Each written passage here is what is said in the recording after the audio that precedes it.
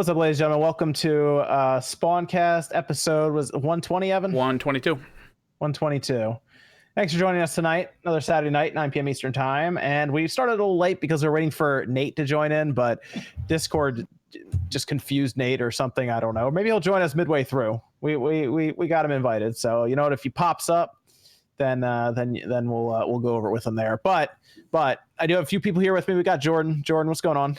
How's it going? Good to be here. Good to have you here. And then we got Max, the first person I've seen online that had the new Switch. How's it going, Max? This is the Switch revision. I actually have it, and here's its fancy blood red box. I have it. It's great. Is the red Joy-Con more red now? It looks so, more no. red. Dreamcast guy, where did you exactly get, like, what store did you get that from? I live next to the GameStop headquarters, which is just a happy coincidence. Or sorry, I should say I live next to the GameStop warehouse. So a lot of times they get stuff sometimes a full week before anybody else because it's like shipped to the United States to them. So I opened up, I literally went over there yesterday. I was running errands. I paid my phone bill and I stopped in to pre-order it. And when I walked in there, I was like, hey, I'd like to pre-order it. And the guy was like, the back of the new Switch. And I went, let me see it. And so he brought it out and I got to check the code on the bottom of the box to make sure it was the new one. And I was like, is this register locked? And he let me buy it. So I like the all red box. The all red box I think looks way better. It does. It does. Yeah. Yeah, like I think that looks way better on the shelf there. Yeah, absolutely. Interesting. So you can tell us about that a bit. I think give us a little bit of a preview what to expect this week coming up when I think most people will get their hands on it. You and I think Wood got one too. You guys are near GameStop's like headquarters, so I assume those are the stores that generally get them first, since it's like an hour away for UPS or whoever to ship it to them. So we'll see. I talked to some GameStops and they said Monday around me that they should be getting them. So I'll go. Yeah, so I'm gonna go check Monday again to see if I can grab one. Sounds good. I'm looking forward to it. You know, the longer battery life is interesting, and I'm curious about those Joy-Cons as well. So we'll talk a bit about that though. Then we have OJ. What's going on tonight, OJ? How's it going? What's up, man? I'm in a good mood like always. We got some been playing Fire Emblem. So yeah, man. Always good to be here. So shout outs. Thanks for having me on. Yeah, and then we got Evan, of course. What's going on, Evan? Not much. Just been busy all week getting some work done, prepping for a convention. Oh, what convention's coming up? Baltimore Comic-Con, October. Oh, okay. What's going to be there? Just any certain companies or anything? Or Tons of them. Going to be a lot of. It's one of the bigger ones on the East Coast, so it should be good. Because I know there's San Diego Comic-Con. That's usually pretty big. Yep, New York as well. It's another one of the big ones. And then Baltimore's up there. So that's pretty good. You gonna be selling artwork there? Yeah, I'm looking into getting a ton of stuff. Nice. Very good. That'll be cool. Yeah, there's a lot of stuff you post on Twitter, right? Your art that you do. Yep. So I assume some of that'll be available there. So it'd be really cool to see that. Very cool. So I know OJ just said Fire Emblem, but has anyone else been playing anything other than Fire Emblem? I know. Jordan's not playing Wolfenstein. I'm definitely not playing. Well, I'm not playing anything. If I'm playing Wolfenstein, not playing Fire Emblem. Sean said he's not feeling well tonight, so he's not with us tonight. He got the Pro controller and now he's just done. It's over. He told me that he's going on a party bus tonight. He's going I heard he was trolling plenty of fish, but he's trolling plenty of fish. Okay, hey man. Okay. I figured he got that Pro controller, man, and it's just the world is like snapped now. Like it's like the Thanos snap. I bet he hasn't even really used it. You don't think so? I bet you used it. I bet he used it once. It was like, this is too much work. I got to keep charging this thing. I'll just play with the. What? The Pro controller has like a 40-hour battery life or something. Yeah, but you know, Sean. The Pro controller feels so good with the games that he likes to play. He likes to play stuff like the shooters and stuff like that, and I think it'd be great with the games that he plays, man. Yeah, I really wanted to see his impressions on it though. But he's been very clear that he plays all these games on the toilet, so I don't know if he's going to want to set it aside and then sit there with the Pro controller. It's just very weird for him. That's true. I just want that pseudo Pro controller for Spyro that's coming out, the Power A one. Yeah. Oh yeah. I meant to see if Modern Vintage Gamer wanted to jump in when we talk about the E3 ESA stuff. Yeah, I heard about that. He was pretty vocal online about that. He's in chat now. You can invite him. Yeah. And if MVG wants to join in, we were just using Discord, and we can get him in here if he's available. I like how this week you're perfectly in the middle now. Yes, I am. Oh, my screen, Evan's in the middle. No, my but if you watch the YouTube feed, like you're right in the middle. Evan's in the middle. my for screen, me. Dreamcast guy's in the middle. This Yeah, is OJ's in the middle for me. it's like a retarded relay. I mean, sorry, excuse me. Like it's like a stupid relay. Like The ESA talk is going to be interesting. So that's why I figure. I know Nate wanted to talk about it too, to a degree. So we'll see. Maybe he'll be done swimming or something. I don't know. We'll see. We'll see what's going on with Nate. Whenever he wants to jump in. Yeah, RGT. He said he wasn't feeling well. So I don't know. Maybe there's another wrestling show on tonight or something. I'm blaming the cream soda, honestly. You know. Yeah, we switched it up because he's not here. Now I got Mountain Zevia. Mountain Zevia. Or how many different flavors are there of that? Oh, Because all I ever hear probably about around is you and Sean 14, just talking about 15. like all these flavors, man, and they're crazy. So about 14 or 15 of them. Oh, okay. Okay. Yeah. So what's our? Is it just Fire Emblem? Is that what a lot of people? What's everyone playing other than that? Because all I played was Fire Emblem, and I played Dragon Quest Builders 2, mostly because there was a video that I was doing with another YouTube. I've probably already said too much, but I needed to get to the multiplayer part. And if you don't know anything about Dragon Quest Builders 2, you got to play for like 15 hours before you're allowed to go online. Really? So I didn't realize this, and they asked me, and I was like, "Yeah, I can do that with you guys." And then I look, and I'm like, "This is gonna take some time." Is it 15 hours of just total gameplay, or you have to reach a certain mark in the game? It's no, you got to reach a certain mark. It's after the Okay. first island, and then you got to do some work on your main island, and it takes so much longer than I thought So it would. it could be longer for other people if they're not as fast through it. That is correct. Yes. Yeah. But I was trying to speed through it. And it was taking some time, but that I played that. I had to switch from Fire Emblem to that. I did finish Ultimate Alliance 3, so that's done. Nice. And I liked that game actually. It was pretty fun. How do I invite? All right, so MVG wants to jump in. So now I have to. Now things get dangerous because I have to play with Discord. Not Discord. I'll figure it out. What's everyone else been up to while I try to figure this out? Playing Metal Wolf Chaos XD. Whoa, you got that? You got that? Yeah. Oh, So nice. it is- What system? On PS4. Okay. Don't know. Metal Wolf Chaos is kind of this very famous game that never came to America. It was released only in Japan on the original Xbox. Sometimes it goes for like thousands of dollars online. It's actually by From Software. It was one of their last mech games. You play as the president of the United States who's stolen a mech to try and fight off a bunch of evil invaders. It's ridiculous. And it is kind of like Armor Core. It's really weird. I'm doing a big video on it Tuesday. I'm liking it. It's definitely nothing new. You can tell that they just bought the rights to it and they just went, oh, okay, well, nobody technically owns this right now. We'll just sell it. I sent MVG an invite on Twitter, so check your DM there. I was trying to figure out the best way to do it, but he's not in my friends list thing here, so I sent the link to invite them, Evan. So hopefully that works. That means they're going to join in the browser, and there might be problems. So oh, really? we'll see. Okay. Here's what it does. If you have it in the browser, like it'll say, we beam the information to your app. So then he just opens up his app from there, and then he can get in. So that's what he should do. Because it's going to tell you, hey, don't. It's going to warn you not to use the. It's almost like a warning not to use the browser. don't use the browser. Yeah, it almost is. That's what happened when you sent it to me via Twitter, the DM. Okay. So MVG, you let me know if that'll let you. I mean, I guess you'll pop up here. Oh, wait, there he is. He's in. It says I added him to the group. All right, cool. Yep, just got to click the video feed. Cool. So click video, he'll jump in. Very cool. Okay. Yeah, I'm curious about that one though, Max. Metal Wolf Chaos is out this week, right? It's out on the. When is that out? That's out. I believe. The 6th, maybe? I'm trying to think. Tuesday? That's what I think they said, is that it comes out on the 6th, which is like a Wednesday. Yeah, it's Tuesday. Yeah, it's Tuesday the 6th is when it comes out. That is one of the rarest original Xbox games. I remember that. Like getting on the original Xbox was actually quite expensive because you had to import it from Japan, and it was such a funny game. So I'm glad they're redoing it.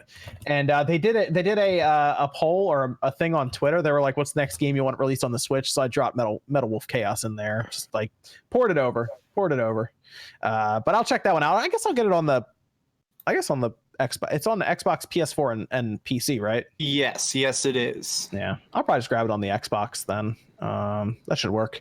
Very cool. Yeah, I'm looking forward to that. I'll check out your review on that, Max. See how it turns out. I'm interested now.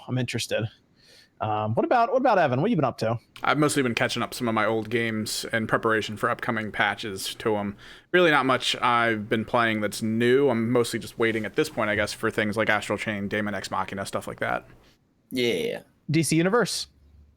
I mean, we'll play it. We'll see how far we go. Check it out again? I'll check it out again, but I doubt we're gonna really go. Like we'll get like some of the basic stuff done. It'll be fun early on, but like the amount of stuff they added after we quit and then I went back for a little bit. Oh my god, we're never gonna complete it with how much else we have to do. There's just a lot of stuff coming out this holiday too, so it's gonna be a whole thing.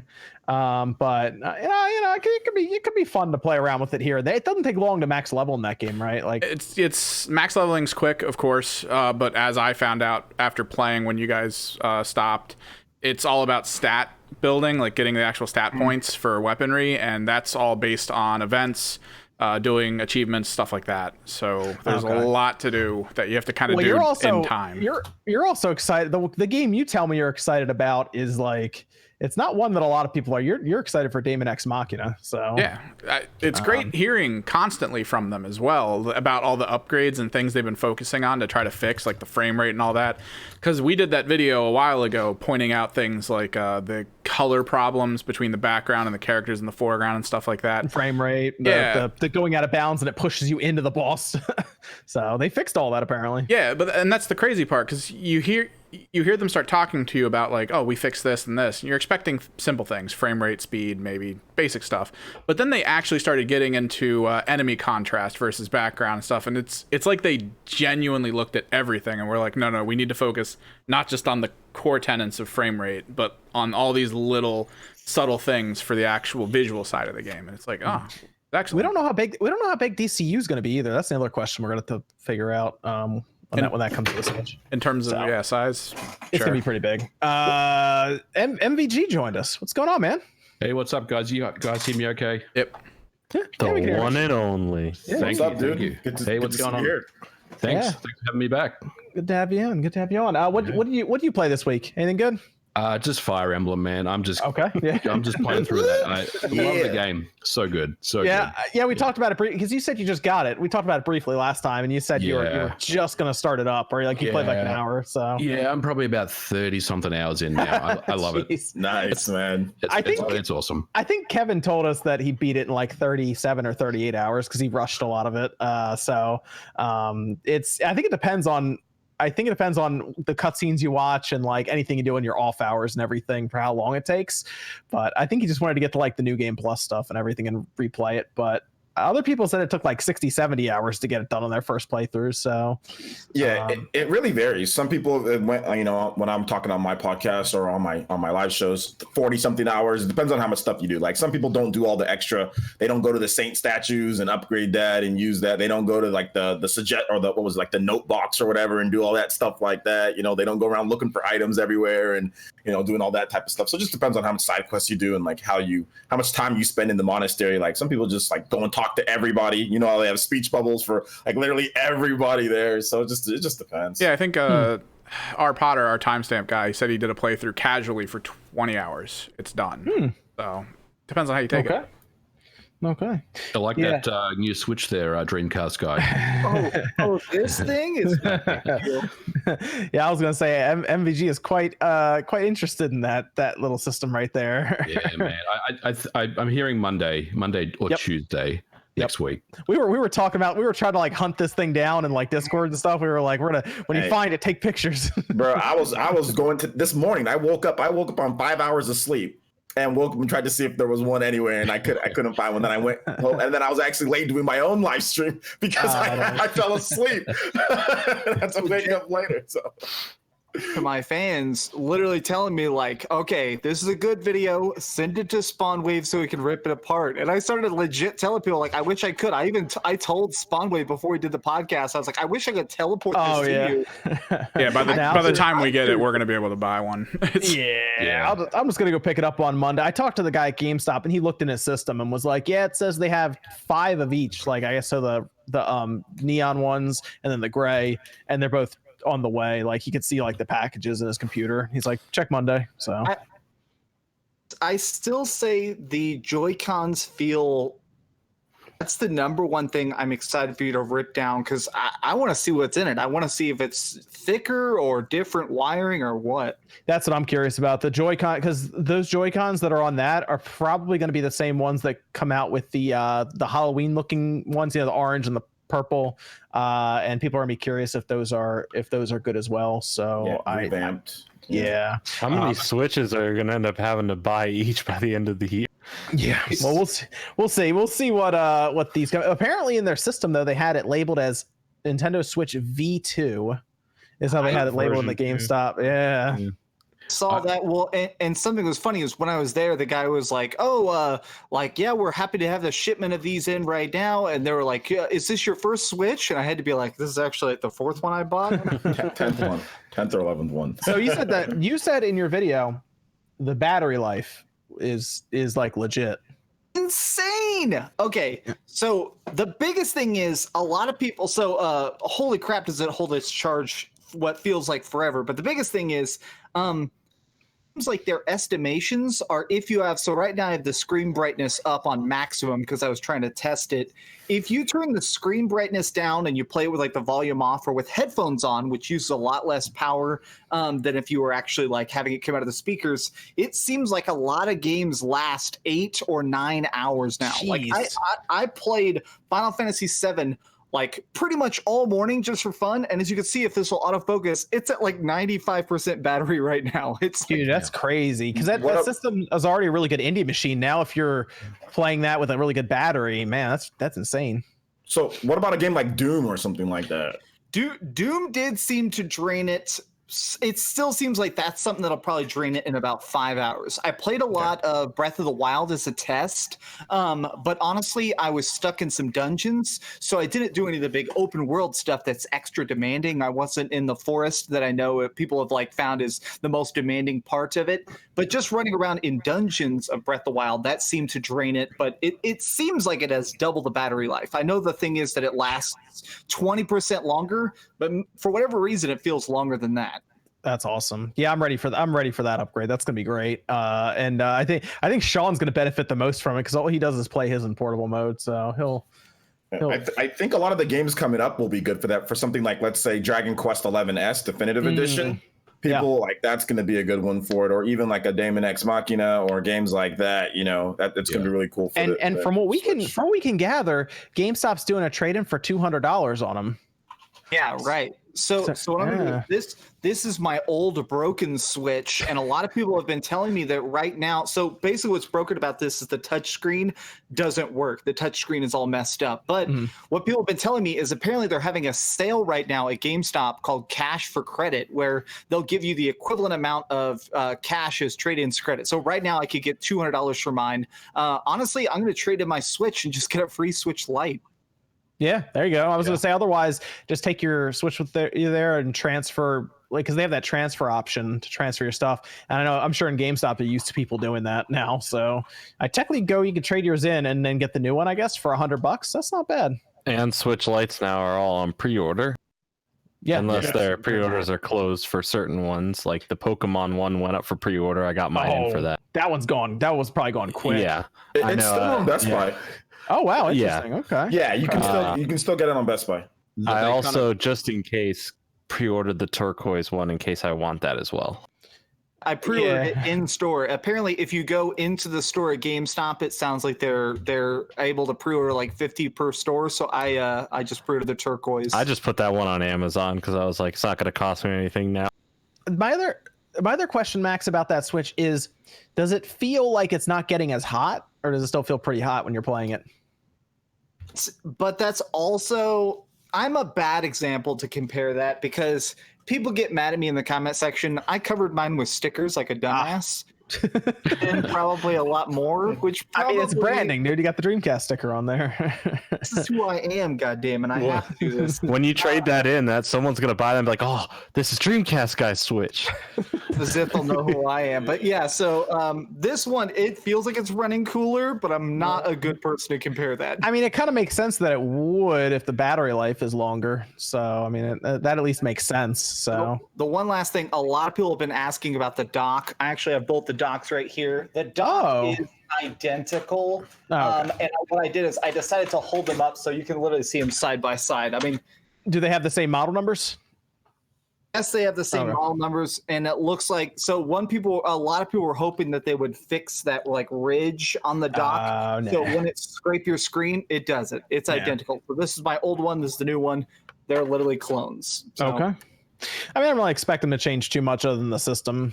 So interesting, the Joy-Cons though. I'm really curious about those Joy-Cons now. That might be the thing that, outside of actually taking a look at the chip and reading the number off the chip, because we still don't have like an actual picture of that, the die with the numbers on it. The Joy-Cons.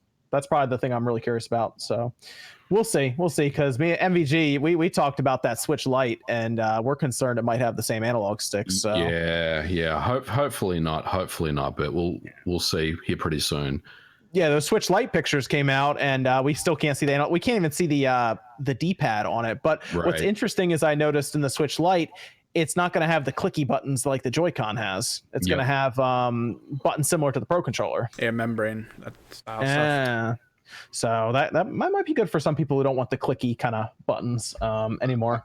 I think I'm going to nerd out when I get the Switch revision. I'm just going to test battery life. Like, I'm going to just sit there and play Breath of the Wild on the thing and just time it, and then go back and play the original on the original Switch and time it and see if it's truly what they say it is. I mean, I'm sure it is. I mean, if they're saying that's what it is, but I want to do some real world tests and see how good the battery is really on it.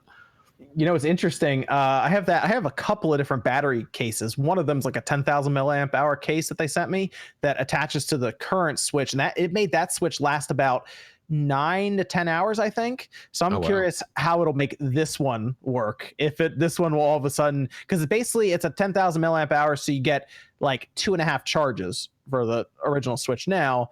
So that should be the same for that. And you're saying like 5-ish hours for Breath of the Wild max on a single charge. So that means that that might actually end up being like a 17-hour thing, 18-hour thing, which send me a link to that. That sounds I think I have 2 or 3 of them in the drawer over there. It has a dual kickstand on the back too, so it has 2 kickstands. I still play mine so much just at conventions and stuff. Man, that sounds so freaking good. Even with the Switch Lite, I think I'm gonna probably keep juggling around multiple Switches. Yeah, it has a little container that kicks open on it as well, where you can put game cards as well, like cartridges. They thought of a bunch of stuff with it. But I'll see if I can pull it back up. But it's just a big battery that straps to the back of it, so it's pretty funny. But yeah, looking forward to it. I'm picking that thing up on Monday, and the thing's getting torn down right away. So I'll do one specifically for the main system, and then one for the Joy-Cons, just to compare. Make sure, I know you'll do this, but make sure you get good shots of the chip, because as of right now, we still don't really know. I mean, it's the Mariko chip, we know that, but we haven't seen any like photographic evidence of it yet. So we need identification. You know what's interesting? I also looked at that Switch Lite chip, and if you look at it, the resistors on top are all in different positions from the other one. That's correct. Yeah, it is physically different. I just want to see what the I guess the numbers are on top, and maybe people can match them up or something. I don't know. So, but yeah, I'll get a nice high definition shot of that die, and I'll put it up on Twitter right away. Let people try to figure out what it could be. But apparently in Texas and southern areas, it's available, I guess. So there you go. If you're close to GameStop, you should be able to get it. Their headquarters. It's not worth me driving down there. Yeah, I'll wait till Monday. But hey, if you're in the area, there you go. Or apparently Australia and somewhere else. Asia, I think. Hong Kong. Asia? Hong Kong had it. It's Hong Kong, yeah. Hong Kong, yeah. You're right.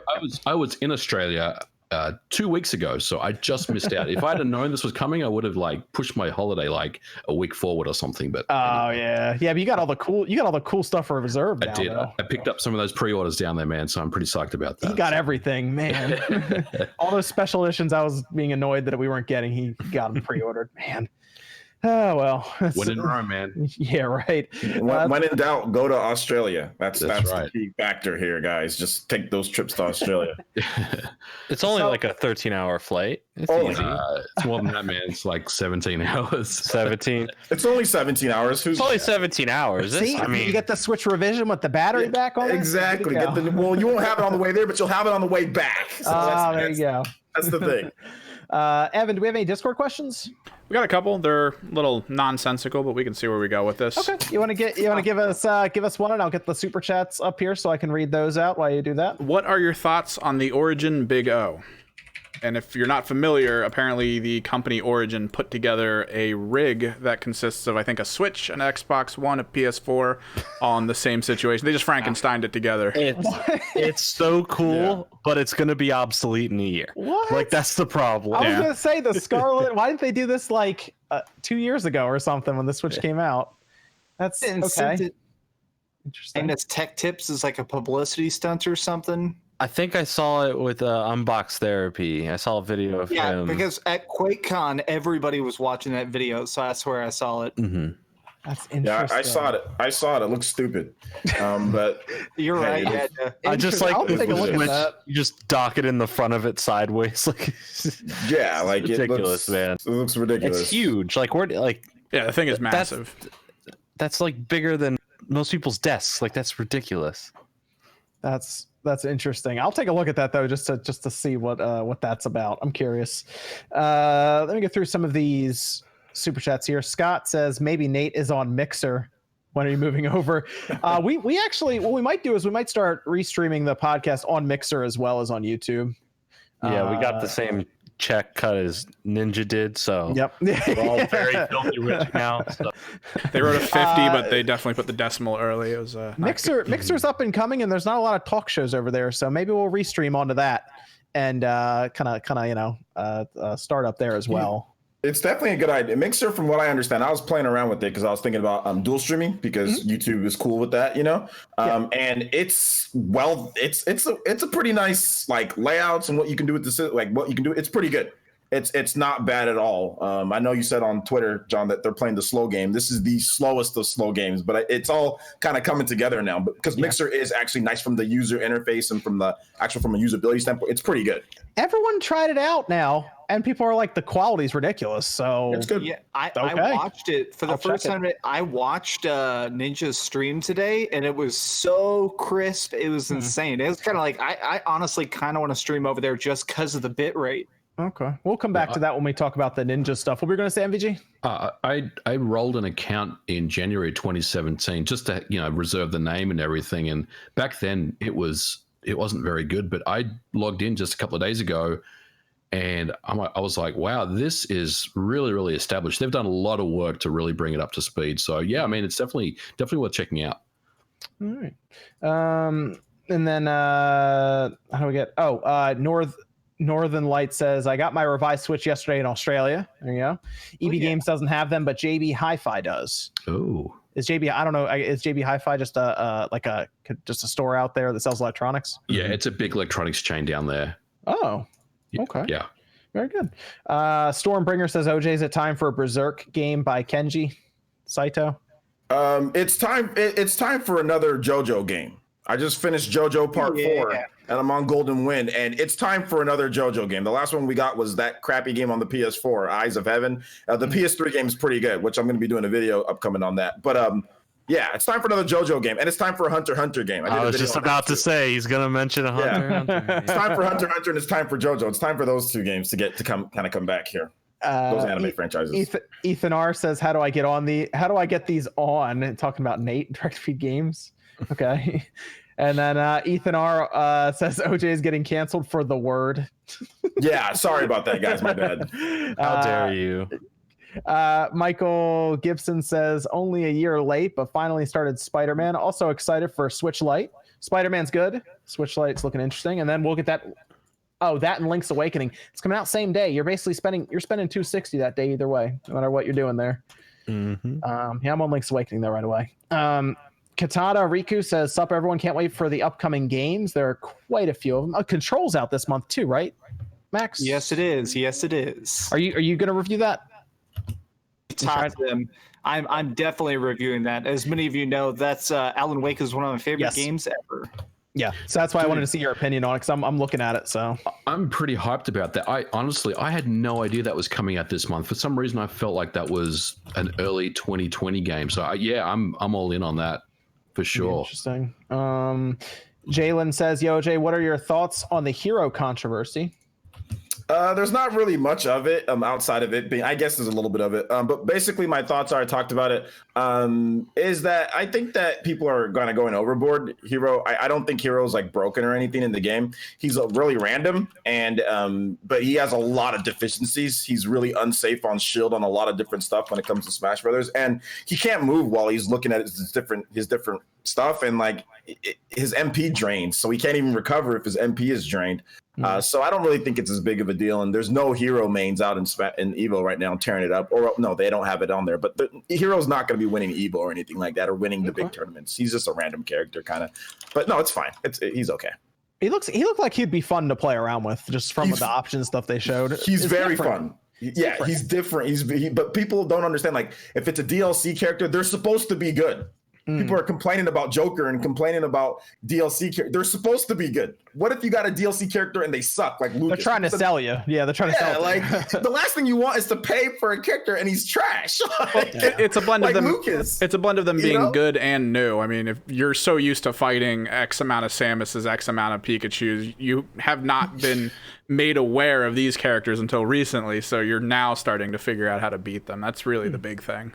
Yeah, just people need more time. But Heroes, he's a good character, but I don't think he's an amazing character, and I don't think he's broken or anything like that. But yeah, of course, people are making all sorts of videos. He's OP, stuff like that. It's just clickbait, guys.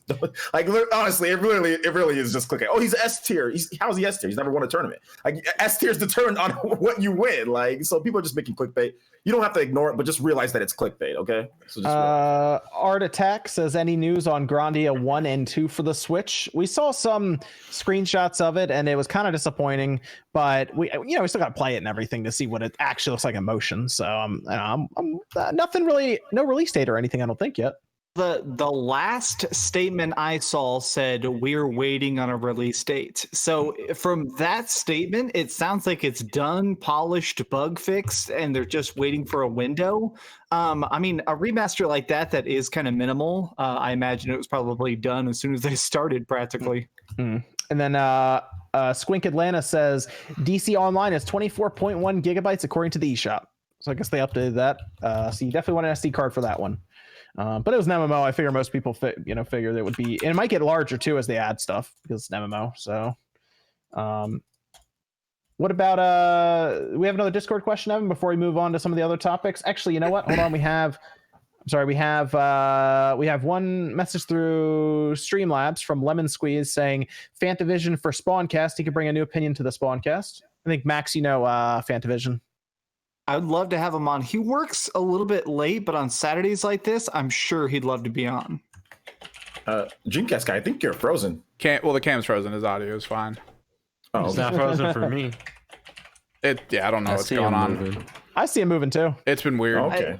This is what sucks about Discord. I see people in chat saying this person's frozen or this person's cut out. It's so random. We're trying our best here, guys. Yeah. Well, we still hear you loud and clear, so it's all good. Yeah, we still hear you. It's all fun. It's good, man. You're good. I mean, Nate's frozen every time he comes on here, so that's all right. Do we have another Discord question, Evan, before we move into some of the other topics we have? What video game theme makes you the most pumped when you hear it? Mine is the original Doom theme. Oh, I gotta go with Halo. At the end, which the run of the Warthog right at the end, that was awesome. That's like one of my favorite tracks when that hits, just because it's like the end, it's like the climax of the entire game, and they have this awesome track coming in for that. That's the one I think probably gets me the most pumped there. The overworld theme in Final Fantasy VII, because the first time you play that, you don't hear that till like 5 hours into the game. When you escape Midgar, the first time you're on the overworld map, it starts playing this like real slow, heavy piano. And every time I hear that, it sounds like I'm about to start this world-spanning journey. It has to be the Animal Crossing title screen music, honestly. It goes ba-da-da-ba. It gets me every time, man. Like, I hop on the treadmill and go for a run. Oh, that's funny. Oh man. I would probably say like it's a tie between like Super Smash Brothers Brawl. When that theme would come on, oh my gosh, it would get me so pumped to play. But then also Chrono Trigger, the Chrono Trigger main theme for Chrono, that would always get me super excited to play. Yeah. Serious like answer. that. Someone just said this in the chat. John, Halo. But Halo's theme music. That's right. Yeah, that's right. I said the run of the Warthog at the end. It's like an ending theme because I just like the general. I mean, that kind of has that ominous tone to it, and then it starts picking up. And the Halo 2 is great because they bring in like the guitar solo right in the beginning. Yeah, that was really cool. Yeah, I will give an honorable mention to Final Fantasy X when they brought in that like hardcore rock music with Jecht. When you see him, that was really cool. I love that one, and I also love the Hymn of the Faith in Final Fantasy X. Like the first time you enter the chapel, like it was the first time that world where you're like, oh, like this is a universe. I love that theme. Yeah, but there's some good ones. But yeah, that Buck Bumble. There you go, OJ. That's a good one. Next question or next Discord question. Oh, look at that! Look at that, Jordan. Joshua Denoyer says this is for Filmwave. See, when is it happening? We could have talked about the boys on Filmwave, man. What's stopping us? Let's make Filmwave happen. There you go. The reality one day. That was a good question though. There's some legit music out there. These people hyped up. Let's move over to Outer Worlds because that surprised a lot of people. I saw it really surprised Max because Max, you've been following that game heavy right now. You're ready for that. Because it's still just one of those surprise games. We're just not sure what it's going to be. It sounds like it's going to be a very contained outer space Fallout. They've said it's not going to be open world. It's like a focused 40-hour experience. And surprise, they randomly showed a bunch of new gameplay this week. Oh my gosh, it looks great. And it's on Switch. I'm still just blown away. That one caught a lot of people off guard because that wasn't even like that was just an announcement. They just threw it out there. They probably could have.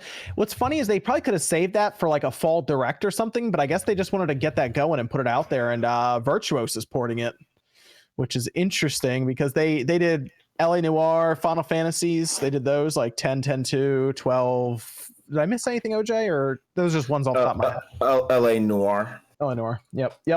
So Outer Worlds already. It looks really good. I think it's coming out on the Switch next year maybe, or it's going to be some determined, or they haven't really told us yet, but it's going to be after the release on the PS4 and Xbox One and PC. I'm going to grab it on the Xbox One because I think PC is going to be Epic Game Store. Am I thinking right? I think it is. I think it is. Yep. Yeah. When is the game coming out on Xbox One? Was it October? It's October or November, and I actually like that their announcement on the Switch.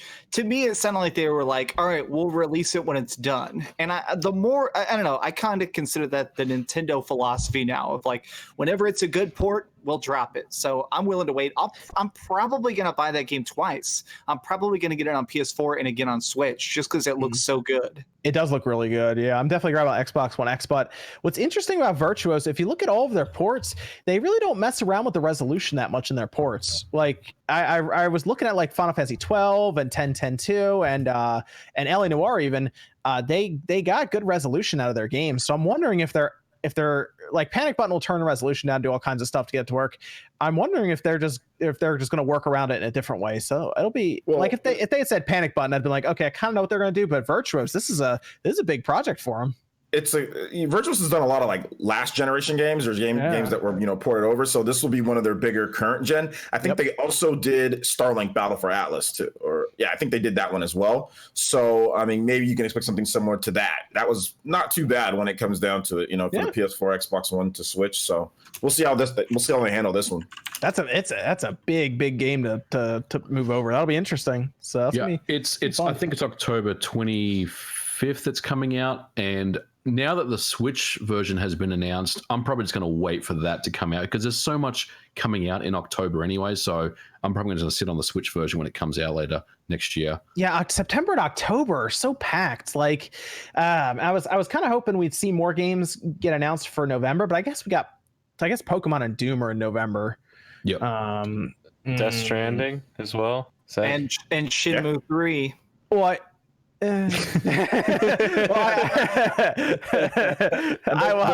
probably be more games. Remember, back in 2017 or even last year, a lot of there might be more third-party games being announced for November. We didn't know about Doom until right into that last Doom on the 2016 on the Switch till that September Direct. Yeah, and that came out in November. I mean, December's still wide open. You could fit something in the first week of December. Yep, we got the Video Game Awards. Shadow dropping. We've got Gamescom. We've got EXO. I mean, anything could happen.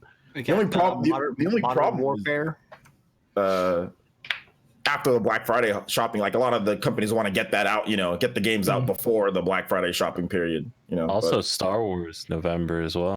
Oh yeah. Yeah, I'm on Star Wars. Although Star Wars is weird. Their information's all over the place for that game. I'm a big Jedi Knight fan, so I'm gonna be kind of hard on this game. It's probably not as good as Jedi Outcast. So, but it's gonna be interesting. Surprise announcement for sure. That caught a lot of people off guard. Do we want to talk about EA? I mean, preferably not, but if it's newsworthy, we have EA to. EA's so funny. I mean, everybody saw their conference. Their conference call was all over the place, by the way. There's a lot of stuff to go over in it, and a lot of it's not good. So, because they tried to play a lot of it off. I mean, they made a lot of money, as they usually do, because FIFA and Ultimate Team and everything. But NBA Live is just missing. They say it's still coming out, but they're going to try something new. Which means I don't know what that means. And Need for Speed still hasn't been announced. That apparently is being announced at Gamescom. Where's that? So Gamescom is the word now? The word is Gamescom. They're going to announce it there. Then they're going to announce it at the end of August. And then I assume they're going to launch it in October. So they're going to launch it 2 months later. Throwing it out there to die. Can't be good. Is this going to be their fourth attempt at a reboot in 4 years? Well, my hope is that they're going to get the reason they've waited this long is because they're getting a name from before. And my hope every year is that they're going to play around with the Underground name, but they probably won't. That makes sense. Probably. I love that. That's the only reason I can think of them being able to get away with this. Cause normally they would have they announced Need for Speed last time at E3, and then they spent the next 4 or 5 months talking about it. Yep, that game is legit. It is so legit. The best thing about this game is not even the gameplay. It's when you get to take a picture of your car for the cover of a magazine. So you have to pose your car. I love that. That was such a good game. And they were on the right track too, because they had Underground and they had Carbon and they had Most Wanted and they were rolling.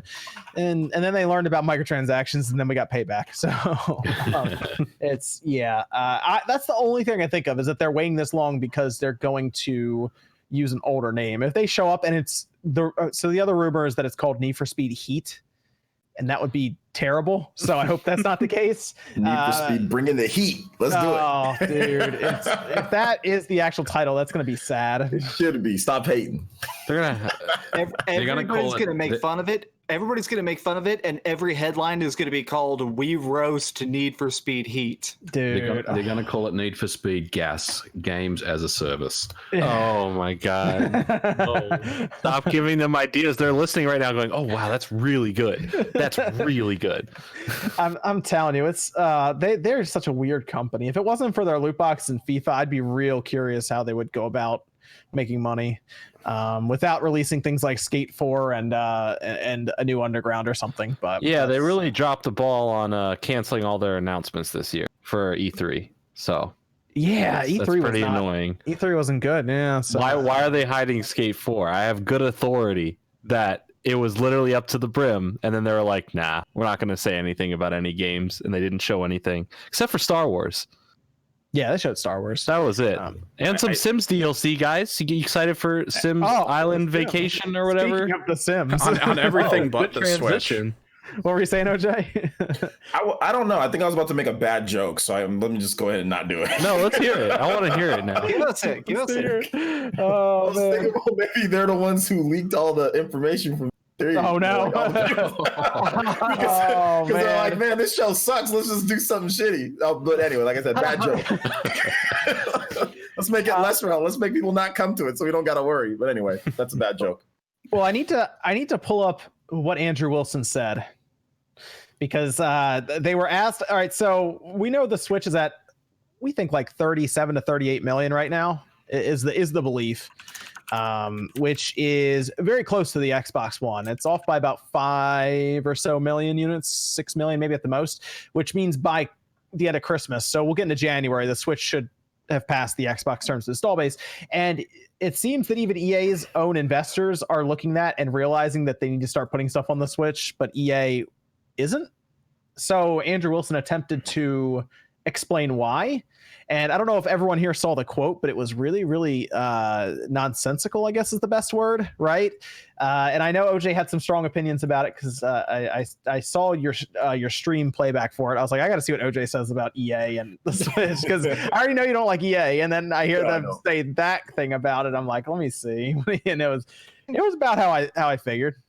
What were you saying, Max? Can you read the core? I saw the headlines. I didn't read the article. Can you read the core quote for me? I can. This was in. Okay, so here's one of them. He was asked by investors as to why they're not doing it, and the investors even brought up a game. They said, "Hey, you should move the Sims over, because that seems like it makes sense. Animal Crossing isn't coming. Crazy.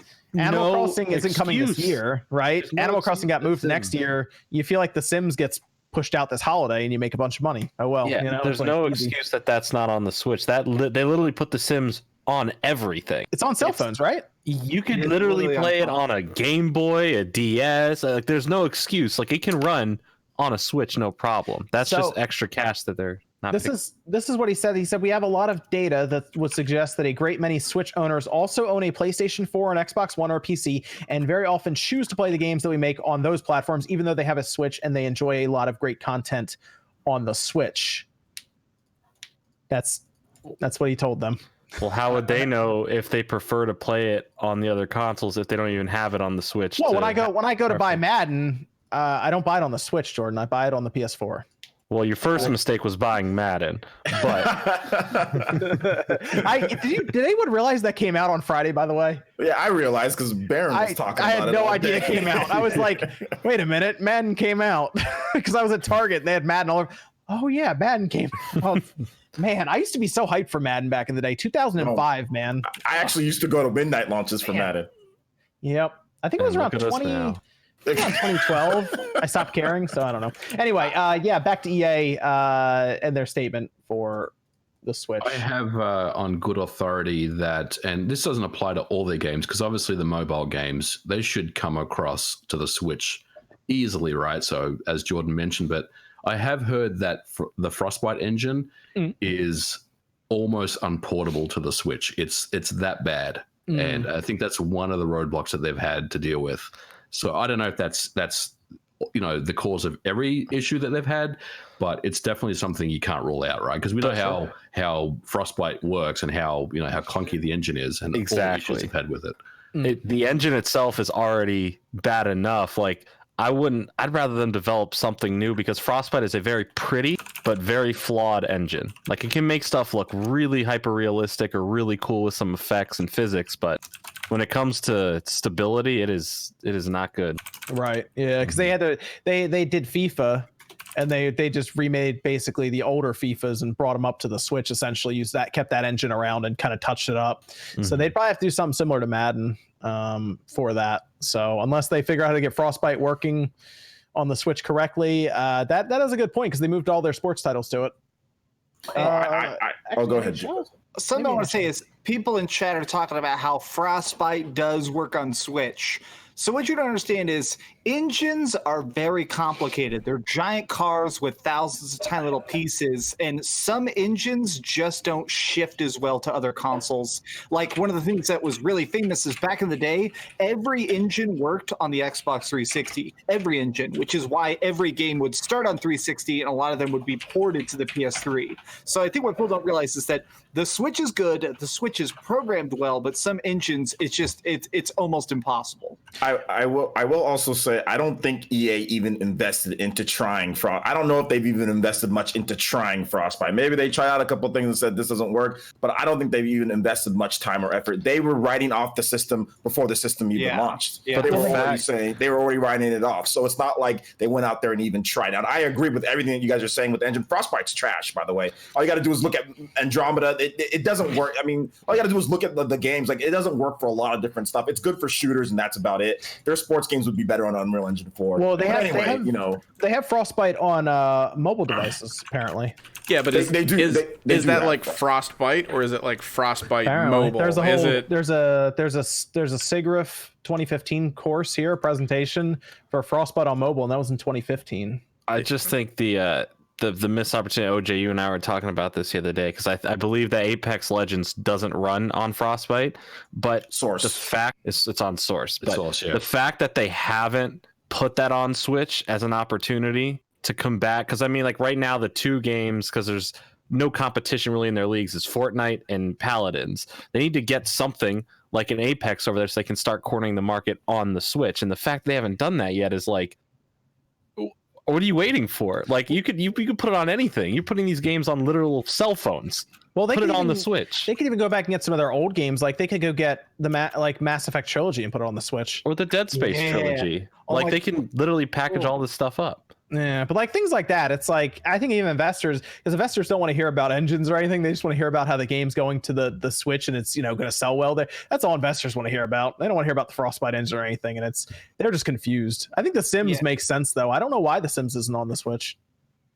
That is actually a very good question, and he couldn't answer it. So it absolutely should be. You know what? I'll be honest. I'm that terrible consumer. If they sold Sims on Switch, I'd probably buy all the DLC. If they sold all the expansions separately, I'd be that dumbass buying Sims Pets for the 5th time.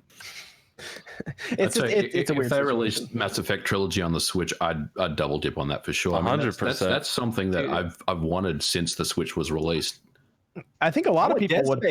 Dead Space. I mean, that's the thing. You can go back and get a lot of these older games and be like, hey, it's on a portable system now. And some people would be like, wow, okay, that's worth me buying. How about Skate 3? Put that on the Switch. We'll get some bad Joy-Con. We're getting somewhere. We'll get some bad Joy-Con drift for sure, because you have to use it to do all the tricks, but that's fine. Yeah. I'm telling you guys, this isn't just about this. This is not just about them when it comes to sales or anything. This is definitely, like I said, this is ego.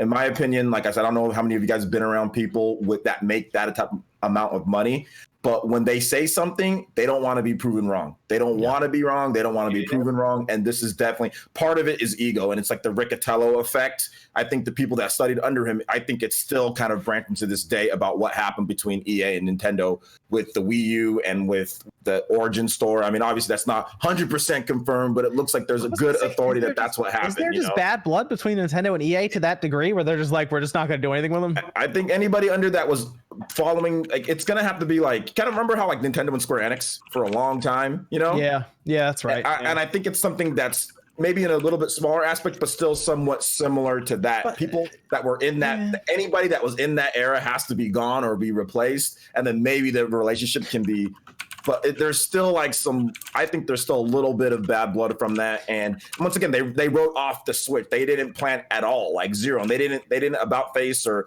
say, okay, we're going to develop more resources or say that they were wrong. Like all these Japanese companies and some Western companies have said, oh yeah, now we're going to invest. They haven't said anything like that. So they're still just saying, hey, we were, hey, look, they'll make up excuses. That's what I'm talking about. Like they'll make up excuses for what they're doing because they don't want to make it look like to investors that we bet wrong and we could have made more millions. Like, they don't want to make it look that way. They want to sit there and bring up other stuff like, okay, well, we attracted new players to Sims. Okay, Switch is fine, but look at what we did here.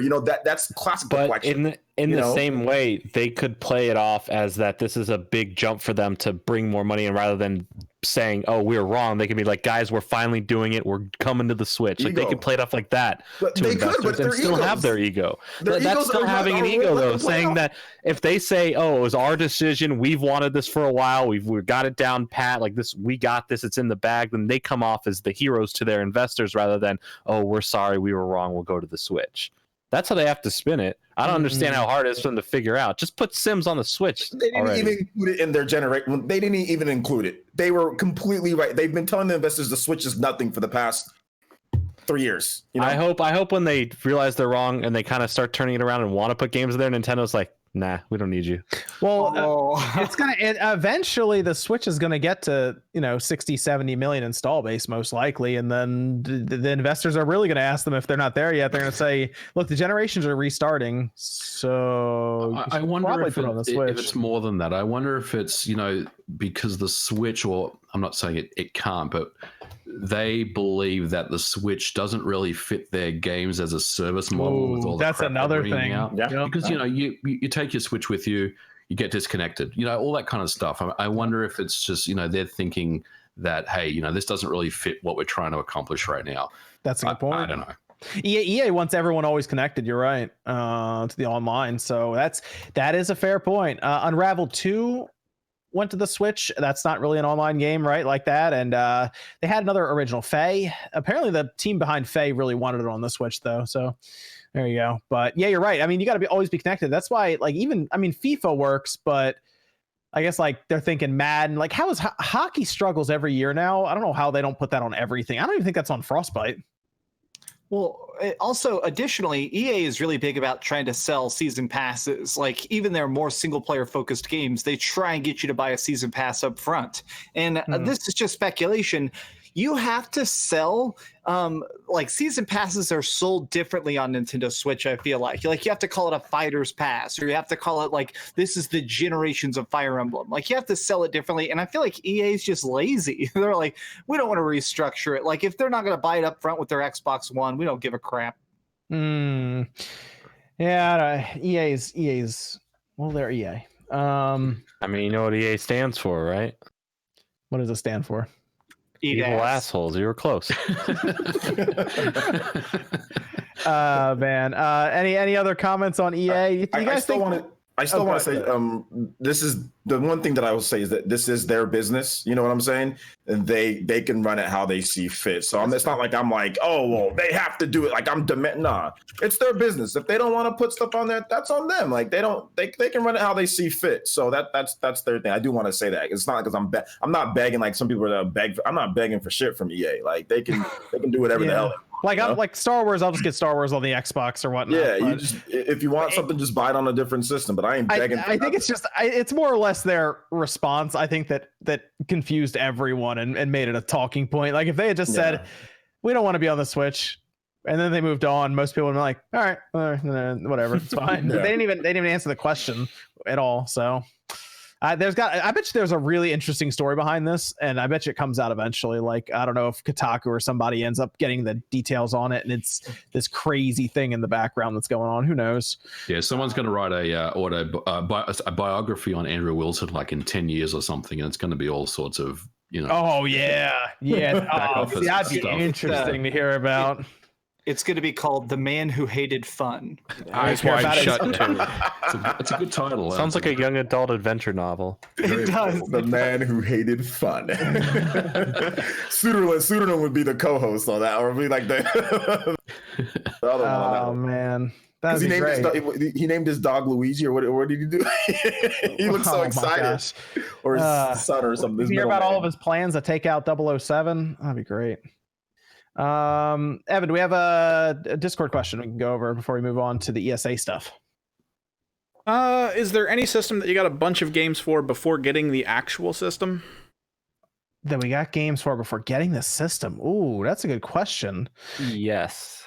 I got, so back when the Wii came out, it was impossible to find. I remember that. I knew I was gonna get one, right? So I ended up buying a few the launch games ahead of time that I found in stores, and then I eventually got the Wii 2 weeks after Christmas. We found one at a place that had one left, But yeah, I bought a few games for it ahead of time. That's about it. Usually I have the console first, but Sure. I kept finding Sega CD stuff for super cheap. Like a lot of these games are like $20, $50. Some of them like $100. I kept finding them for like $2 or $3.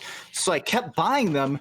And then I kept trying to buy Sega CDs on the internet, and every one I got was broken. So I ended up with like 30 Sega CD games before I ever had a Sega CD console. I had the original Xbox actually. Back then, it was. I think it was around Christmas time. It was really hard to find an original Xbox. Like this, it was around the time Halo 2 came out, I think. So it was like towards the end. It was actually hard to find it back then. And I had Halo 2, the original Fable, and I want to say Crimson Skies. And I didn't have an Xbox yet, so I ended up finally finding one that holiday. But yeah, I actually accumulated a couple games because we all played Halo a lot, and I just had the game because I bought it before I got the system. That's the only one I could really think of. Because usually you just buy the system on launch or like when you can, and then you get the games. Although a lot of people bought Breath of the Wild before they got the Switch, so there you go. Yeah, I don't recall ever buying games before I had the system. Nope. Because I've been able to purchase systems for one, because I've always had a job dating back to like 2003 or something like. So I've always been able to, whenever I buy the system, I get the game. So, well, I know you. Since you got the Vita not too long ago, did you get games for the Vita before you ended up picking up the Vita? I had some games that I already had for the Vita because I had a Vita beforehand and sold it. So I had some games that I did buy a couple games before my new Vita came in. So I guess that's technically, I bought Tokiden or whatever. I bought that before my new Vita came in. So I guess there's that. Interesting. What about do we have another Discord question, Evan, we can go over? Do you think Stadia will have a good start if you could port over all comparable games from your Steam library? What? You just move your ownership over just like that? Like, bam, I don't know if that would ever happen, but Stadia would be free to use next year. How crazy would that be to move over ownership and then Stadia just kind of like closes down? But he's saying like you could access your Steam profile through Stadia, and then you could fire up the different games that you own in Steam. That would help it a lot, but Google also would lose a lot of money at the same time, because then they wouldn't sell you those games like The Witcher 3 or anything like that requires a high-end PC. They wouldn't make any money from it then. It would be great because technically then you could just access your Steam library from anywhere without having to worry about having a PC in front of you when you have the 1080-60 streaming next year. But I don't know how that makes sense for Google, and I don't think Valve cares to do that. I can't wait to play Witcher 3 on my cell phone. So I've had a bunch of people tweeting me. So obviously I had that viral tweet burning Google Stadia this week. Around, and I had a bunch of people replying to me with other screenshots, and it looks like maybe some of the followers on Twitter for the Google Stadia account seem like they're bots because their engagement is so crazy low.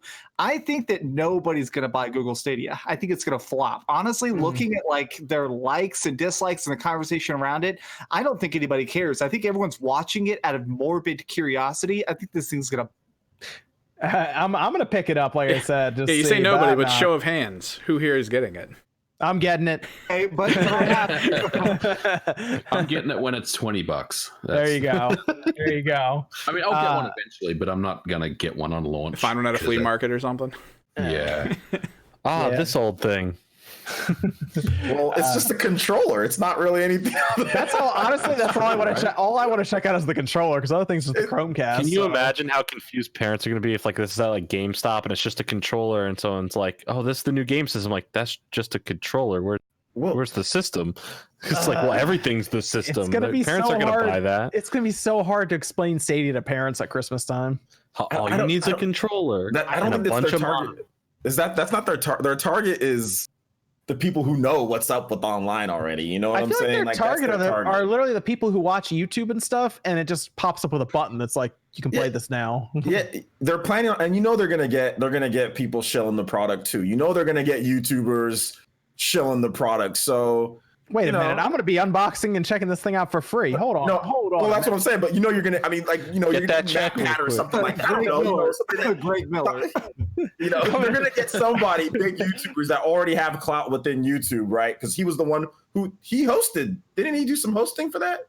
For the Matt Penn did some hosting for the. Yeah, he did, hosted yeah. the announcement event. Yeah, so he's gonna do. They're paying him to come there and talk about it. So he's gonna be there on there talking about it on his. Hey, I need GT some Live. more. I need some more GameCube games. let me know. Google. Let me know. Pay me in GameCube games. Cut the check. And I'll just, you know what? Stadia isn't the worst thing I've ever used. There you go. We're good. Oh man, that is gonna be the such title of your video, or Yeah, that's not the worst. It's not the worst thing I've ever used, ever. So I worked at a video game store called Entertain Mart when the PSP Go came out, which was a digital only handheld. Every single one I ever sold, the parents brought it back the next day because they didn't know where the games went. Like, I still feel like people are not going to understand the Stadia. Man, it's gonna be weird when that comes. It comes out. I just gotta see. I don't know. I want to see the reception to it. And I want to. I need to check. Sorry, man. The PSP Go came out at a time where no one was understanding how digital games work. Yeah. Sorry, unfair comparison. Yeah. Yeah, but I mean, so much time has passed now that I mean, if people don't know what this is, then Google has seriously misjudged the market, and I don't think so. It's interesting. I think you said the PSP Go, right? That's what you just mentioned. I think if Nintendo did a Switch Lite without a cartridge slot, I think they could get away with it now. Yeah, I think they could. Like if it was like cheaper, if it was even cheaper. Like, I mean, honestly, yeah, because they wouldn't make it $250. So how much cheaper would it be though, just to have no cartridge? What if they got that thing to like 170 or something? It would have to be under 200. I just feel like that would be Switch collectors are very, very serious about physical collecting. It seems anecdotally, it seems like the people we talk to on the internet seem like they're very fixated on that. So I feel like it would have to be a big price cut. But I mean, I see people talk about $50 for me. Yeah, then I see a lot of people talk about like the convenience for digital games because not every game on the Switch even has a physical copy. Like a lot of us accumulate like indie titles and stuff, and if you could just get a system that I guess is cheaper and it doesn't have a cartridge slot because you're not going to carry a bunch of games with you when you travel. There's some cool stuff with digital. Like if you buy, like I actually bought a digital version of Fire Emblem, even though I have the physical version, so I can easily play it on my Switch here, and then play it on my Switch in my bedroom, and then play it on my Switch in my living room. Depending on where I am, you got? I've got a lot, but anyway. So like that's one thing that you can do with digital, whereas physical you'd have to actually pick it up and take it. So for the laziness factor, digital is good for that because it lets you. It'd be really interesting is if they released it. It was the same price at like the $200, but it was 128 gigabytes of storage on board. I was going to say the same thing. Yeah, if they up the internal SD or the NAND in there, that would be compelling. They'd go cheap. They just give you a SD card with 128 on it. Yeah, I was gonna say they just like Xbox Arcade, right? That would be funny. They would roll cheap. Good and well they're not gonna put a 128 flash. Nah, man. I know they try to spend that. Taking that seriously though, no, if they did that, I do think it would sell. I think especially if they discounted it somewhat, the way the Xbox Arcade was, where they're like, all right, if they called it like the digital Switch, the Switchable. I mean, I'm Switchable. Interesting. I mean, if they just call it Switch All Digital, then it's literally just sad. That's what it spell out. So Nintendo's sad, man. Nintendo's sad. Oh man. Let me go through. Let me pull up some of these super chats. Then we'll talk about the ESA and the E3 and all of that. We had Josh Neuer saying this is for Film Wave. We just talked about that, Jordan. Could happen. Wishbone says I'm excited for next gen NeoGeo console. Thoughts on that? I don't know if I'd be too excited. If they make it without the screen and it's not like a little arcade looking thing and it's just a regular system that's like a plug and play, then I would be interested. I don't know if I'm that interested in hauling around like this big like tower again. So I don't know. We'll see. If it's truly a NeoGeo 2, in other words, they really think about the hardware that they're going to implement rather than just another SoC, from China that's cheap to implement, then I may be interested in it. But as of right now, it just sounds like another follow-up to the NeoGeo, which is we've already seen that before, and I don't really know.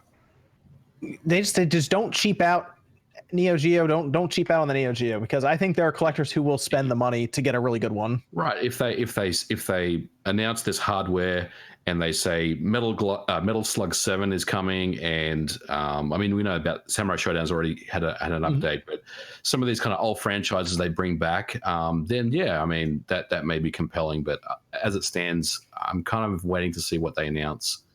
Yeah. And then Ty says, all this Switch talk, can we get a Vita farewell? It's not 2016 anymore, so Vita farewell. Anyone want to say anything about the Vita before we move on? The Vita's been gone for a while. We already did there's already been the farewell video. Yeah. But I guess ago. It had a recent spike in sales. So. Hey, it had a recent release in Japan. Okay, so which is hilarious. That have you guys seen the prices for Vitas online? Is it that bad now? It's like the same Vita that I bought is like I saw it for $350 on Amazon. Man. The ice blue Vita. I mean, the prices fluctuate, but there's one at GameStop right now. I saw it for $180. I might go grab that. If you guys see ice blue, you see the orange. Yep, it was ice blue. Yeah, got red. Buy those right, even if it's used. Buy it right now, because I'm telling you, in 5 or 6 years, those things could be seriously, no joke. They can be like $1,000 or something like that. They're out. They're done. There's no more production. I'm gonna go grab one of those, because I'm gonna grab the one I saw, because it was used, but it looked pretty good, and it was I think $180 at GameStop. So based on what you're saying now, it sounds like it's worth picking up. Oh yeah, it's absolutely worth picking. It's absolutely worth picking up. If you see Vitas, they're like, I saw them in my GameStops, and now they're all gone. All the Vitas are gone, because like all the collectors are kind of like, everybody's like honing in on it now. So yeah. Well, you'll be dropping a lot of money on Monday then, John. You got the Vita and I got the Switch. Mm-hmm. Yeah, man. The Vita sounds like a good investment, though. So Vita's a great system. So I did a video. Yeah, I'm definitely gonna open it up. Yeah, we'll check. Yeah, I mean, just the regular Vita. They're selling Vitas for $305 online, man. I mean, on Amazon. I bought a Vita in 2019, and this was what was inside. There you go. Well, so I did a video a couple of years ago. I did like a life and death of the Vita. And then I also, one of my most viewed videos ever is I did top 10 PS Vita games. If you never buy a Vita, I do want people to at least know it was a really, really good handheld. It just did not get support. Yeah, it is a good handheld. There's a lot of good niche JRPG style games on there. It's a very good handheld. It's the best. It's one of the best handhelds ever made. It's just the problem is in terms of just like the problem is the games, but the actual system itself is fantastic. Yep, it's just like the support just wasn't there. And then Sony kicked that thing to the curb after like 2 or 3 years. They were just it's not working. We're out. So, someone mentioned the PSTV in the chat there, and they were like $20 as well. They were throwing them out, if you remember that. Now they're expensive again. Yeah, PS Vita TVs are pricey if you want one. Yep. Last Black Friday, they were selling them for $50, and I bought one again. So I got one. Yeah, and it's a Vita on your TV. It can stream your PS4. So if you have like multiple rooms, you can just like plug in one PS4, one PS TV. You have 2 PS4s. Then there is Alcatraz saying getting the Outer Worlds on Xbox/PC from Game Pass, but I will definitely buy it on Switch if the port is good. I think there will be quite a few people who double dip on that, especially if they release far enough apart, and they could have some cool stuff even, on there. So you never know, they could do some exclusive stuff or something. Matt M says Mario and Sonic at the Olympics is going to be great. I haven't really looked too much into that. I know they have a skateboarding mode, right? And I saw a lot of people talk about that, but I haven't looked at it. Wakeboarding too, right? I played at A3. It was pretty good. Yeah, the mini games actually seem really well thought out from the videos I've seen. Actually looks really interesting. Yeah, the skateboarding one looked kind of funny. I think at this point I just want another good skateboarding game. So I'm looking at Mario and Sonic at the Olympics, and it's like skateboarding, and I'm like, this is gonna be amazing. It's just like who needs Skate 4, right? We got the bird one coming up, man. It's gonna be awesome. All right, yeah. So I am going to check out Skatebird just because it looks funny. So, and what's weird is the Epic Game Store seemed to turn them down because they wanted to sell on Steam as well. So, I will check skate. We'll do a video on Skatebird. Okay, we'll skate around as a bird. All right. Dave Buford said, did anyone pre-order or considering the limited edition Marvel Capcom Arcade 1-Up machine? Thoughts on possible future of Capcom and Marvel? I was thinking about the Turtles machine. I know I talked to you about that, MVG, and I was thinking about the Marvel Capcom one. Yeah, me too. I'm thinking about it. My problem is I don't have a lot of space for this stuff, and Turtles is big. That's a big cart or big cabinet. So I got to figure out where to put that if I do get it. Yeah, same. I have 2 arcade machines at home, but I want to add one of those. Yeah, I saw your room tour, and you had that really, really cool one in that kind of that corner. It was like a white arcade cabinet, sort of. That's the Capcom one. Yep. That one looked awesome. I was like, man, that looks like the one to get right there. But yeah, apparently the arcade ones are smaller. I know Sean RGT has a bunch. Scott, I think, has a few, and I don't think Wood has any. I'm trying to think of people I talked to about them because I was trying to figure out if I should get one. I was trying to figure out how big they were, really, because I haven't seen one in person. So I was asking people, like, can this like fit in a corner somewhere? Does it have to be like dead center of the room? And a lot of them said, I think they was like, I'm trying to think of who said it was right in their living room. I tried the Turtles cab at E3, and I really beat on the buttons, and man, I thought it was good. I was impressed. That's good. That's good to hear. It's in good shape. The Turtles one looks awesome. So yeah, that's the one I want to buy the Galaga one. Well, I'm hoping if they're doing Turtles, I hope they can do the Simpsons also. I would probably only buy the Simpsons. I live in an apartment and it's a like all right size. I could not fit an arcade cabinet in here. They're pretty small. I mean, they're pretty small, but yeah, I get what you're saying. Yeah. And Sean's able to put them together, so that means everyone can put them together. So. But he still struggles. He can do it, but he still struggles. Small children can easily put these together. Matthew Campos says, if I'm shopping for a gaming TV, what should I look for? I would say most of them have a gaming mode, but you want to find one that has like the lowest possible input lag for that. I mean, a monitor is the way to go, right? Right, OJ? Get the monitor. But yeah, monitor is the way to go. There are some good TVs that were. I know TCL is a very popular brand right now for good pricing for what you get, especially for gaming. And then there are some of the Samsungs, like the NU series, the higher end ones of those that have good input latency for game mode. So that's just what you want to check. You definitely want to check input latency and see how all that goes. Some of them sometimes move over to TV from a monitor and it's bad. So. Mr. Richard Shadow, $2 no message. Then Julian Troop says, thoughts on Ooblet's Epic Store debacle? Ooblets? I retweeted about it. Basically, they did a GoFundMe or something. It became a game, and then they announced exclusivity to Epic Store, and they've been, since then, on Discord and stuff, basically ragging on people who've been complaining about it, like actually calling them out and making fun of them a little bit. There was a screenshot I shared where a guy said specifically that in his country, Epic Game Store doesn't take his currency, so he can't buy games on Epic Game Store, and he wants that game. At which time I think I might still have it up. The one of the devs was like, "We don't owe you the game, dude," and like that's a good way to talk to your customer. Yeah. Okay, all right then. Now, who everybody hates enough, Tim Sweeney just tweeted about it today, and he said, "We've carefully reviewed the Ooblets situation. It's hilarious," I think was his tweet. And everybody was like, wow, way to go, Tim Sweeney. Way to lose even more freaking points from gamers. Well, yeah, here's the way I would go about here's what I would say if I was gonna announce an Epic Game Store exclusive for my game that it's been developed for 3 years. I would say we're a small indie team. They showed up with $1 million+ check. It means that we can survive. We took it. And that's all I would say. I wouldn't call them dumb or anything. I'd say, look, we're not EA or Activision or any of these big companies. It guarantees that we're going to be around for a while, and we took it. Well, use the analogy that's all I would do. I remember the Rocket League guys were very clear. They were like, we weren't sure if our game would be a success. As we were getting ready to launch, all of a sudden Sony showed up and said, we'll pay you like however many millions of dollars if it's a free PlayStation game for quite a while. And that was a huge success for them. It basically got them onto millions and millions of consoles. It got people streaming it. It got people playing it. People are still playing Rocket League. So I would just be like, hey, we're not the bad guys.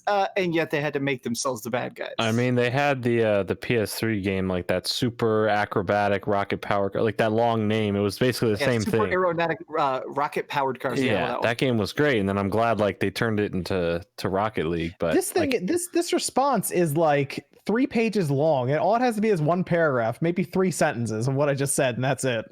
Like they're talking about like climate change and what? I don't know if they were trying to be funny about it, but that's so weird. Why would you do all of that? Man.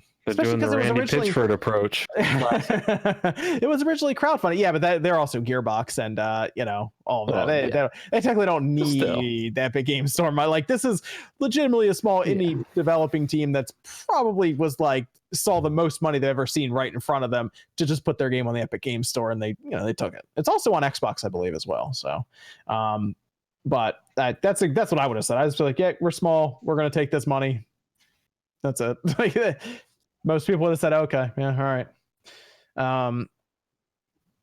I guess they were just suspecting major backlash, and to be honest, that's how I learned about what the game is. I hadn't heard about the game until now, so there you go. The E3 ESA MVG. Oh man, they messed up pretty bad. They did. This was crazy because this happened last night. I feel like this happened last night because people were scrambling.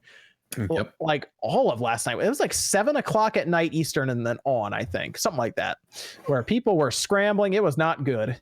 E3, I'm gonna say this now, I think E3 is done. Yeah, I agree. Yeah. So I was watching I was at Hobbs and Shaw last night at the movies, and it was like 3/4 of the way through, and my phone started to blow up about this E3 thing. And man, I agree. I think that this could really be the end of E3, quite honestly. I thought, maybe for the first few hours that it wasn't as serious as what I thought it was, but today with all the big news sites picking it up, and I mean there is tweets from a lot of journalists and a lot of content creators that are clearly pissed off about this, and a lot of them are talking about class action lawsuits and getting attorneys. I mean, this is big. Yeah, this is big. I was kind of going back and forth. I was like, do we cover this on here or not? But because it would signal boost it. But at this point, all the big mainstream places are writing about it. It's out there. People are talking about it. There is a very large list of guests in the media who attended E3, and we're talking over 2,000 names, addresses, phone numbers, everything, and it's just out there. It's just like it's out on the internet now, and there are places that are just like posting it. So it's all out there, and the worst part is it was just on their website, right? Like MVG, it was just a link on their website. Yep. You could just download the spreadsheet, and it's like, what?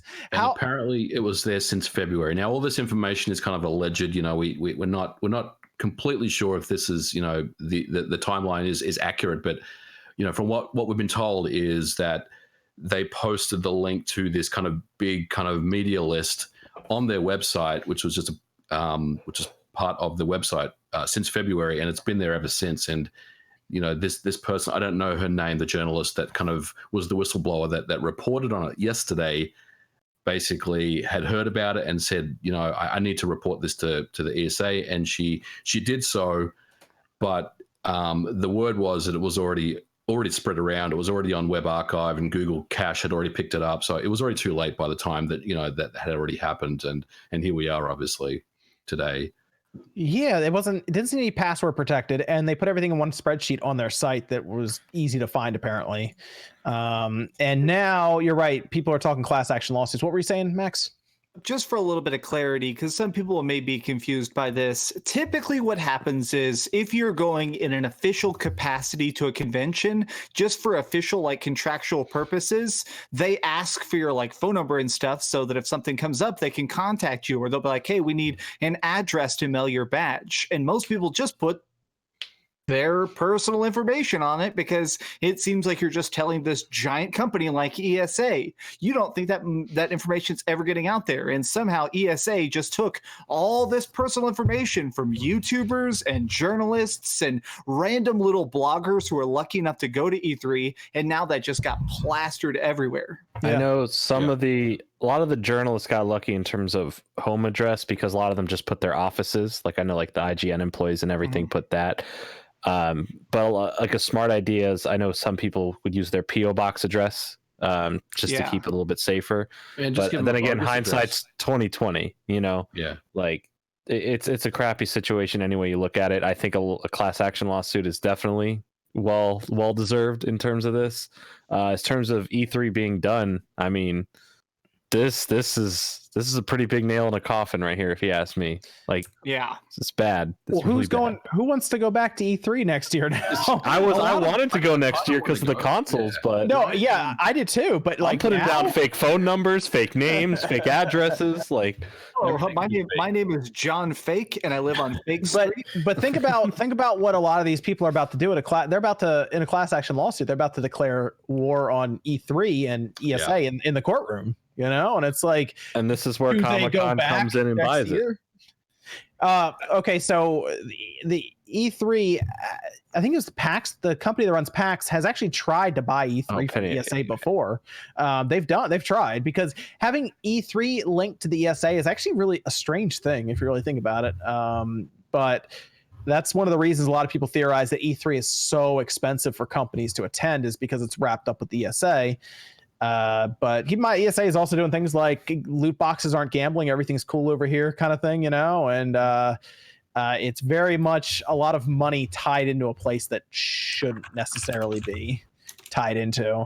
I can tell you for a fact that the address thing was meaningless this year. They don't mail you badges. You go get the badges at the convention with an ID. So really, I mean, at the end of the day, you can put anything as your address and your phone number, quite honestly. I mean, they may try to contact you, but you know, once you show up to the event and you just hand them your ID, you get your badge. So you can put anything down.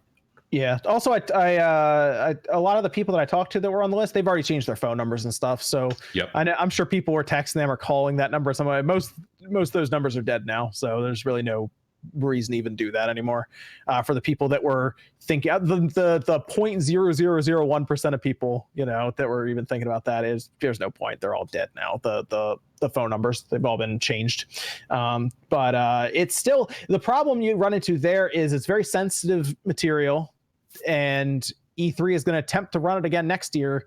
But do all of those media members go back next year? I feel like I wouldn't. I think they will, because E3 is always a big money maker for, you know, these companies. So I think that is, if the ESA can guarantee that this type of thing won't happen again, or if there's settlements or whatever the case is, I think this is not the first and last time there's been a data leak at big places, right? And companies have survived. So it's going to be how they handle it's going to be how they damage control and how they handle the fallout, whether E3 is going to be back next year and how it's run and how many people go. But there's a lot of money tied into this, so I don't see them relinquishing that. I mean, you guys see the view numbers for everybody makes a lot more money during E3. It's just no matter what. That's the thing. I think that we'll see a lot less of the creator or self journalism, journalist people not going, because like you said, you can make, that living or that constant content just from being at your house, because you can instantly be pumping out this content and watching everything happen. I still think we'll see like the IGNs or the Game Explains, the people that kind of have to be there will still have to go regardless. But I think we'll see a lot more reservations from the YouTuber, self-financing people aside, Yeah, and we'll see a lot more PO box numbers and Google friggin' phone numbers. Like that's what we'll see instead. Well, I mean, if you're a YouTuber, it's probably more. If you're like a single, it's probably more efficient just to stay at home. I think. Yeah, and I went there 3 years in a row, and I can tell you right now, you make more money just by staying at home. It's more efficient to just stay at home and cover it from there. Because if you're a one-man team and maybe you got somebody else to help you, you still gotta wait in line. Yeah. You don't have a bunch of people. You don't get access, like, unless you're somebody who gets like interviews all the time and like you can get that access, but you still have to wait all day and then go home and do it. You don't got a production team that can get that ready for you right away. So for a lot of people, I think what Jordan is saying is correct. It's just stay home. Now it's like, okay, well, I was going to go, but now I'm just staying home no matter what. I think it's going to be like that for them. Yeah. So, I mean, at this point, just make it what it is. It's just a public, gathering around video games. It doesn't have to be, you don't really need trade show mixed in with it. These companies aren't showing up to talk about deals with games or anything anymore like that, like they used to back in the day. And the only problem is I really wanted to go next year because the new systems are going to be there. And now I'm like, should I go? I don't think I should. That's why I'm like, I think I'm done. Honestly, yeah. I think I'm done with A3. Just go there, like be like McLovin with the fake ID. But apparently, they're like banning people for badges and stuff, and dude, like they check IDs there. Like I went this year, and let me tell you my story. So I was very, very lucky. I didn't get on that list because I ended up I got a ticket late, so I got a gamer pass to start with, and then like a few days before the event, they said, we'd sold out of media badges, but I ended up getting an upgrade. I just kept bugging them. They gave me one. So I think this list was already kind of done by the time I was on there. But every single kind of door you open to go into another area of the convention, they're checking your badge. Sometimes they'll ask you for an ID. So you got to pull out your driver's license. I mean, it's ridiculous, the amount of times they ask you for your credentials.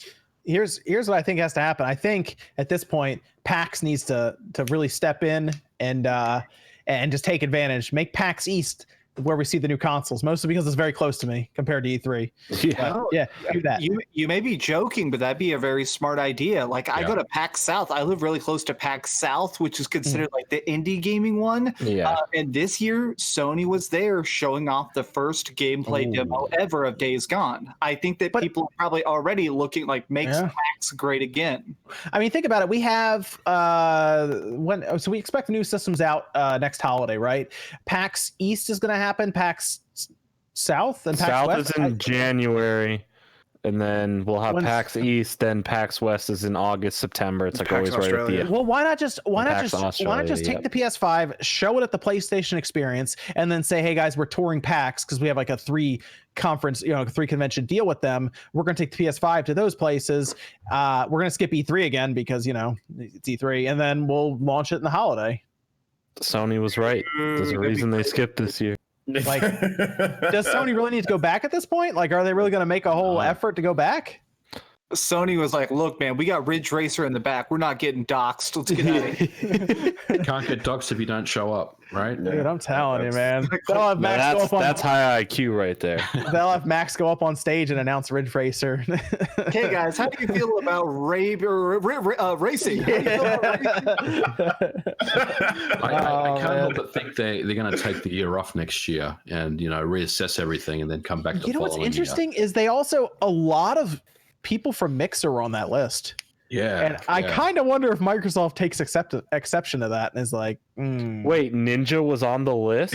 Yeah, right. No, that would have been something else if he was on that list. But no. But like a lot of Mixer people, Sony Singapore, I think, was on that list. Mm-hmm. I don't nothing about Nintendo, but like you look at that and you go, oh, maybe those companies go, do we need E3 like that? I don't know, because it costs them a lot of money.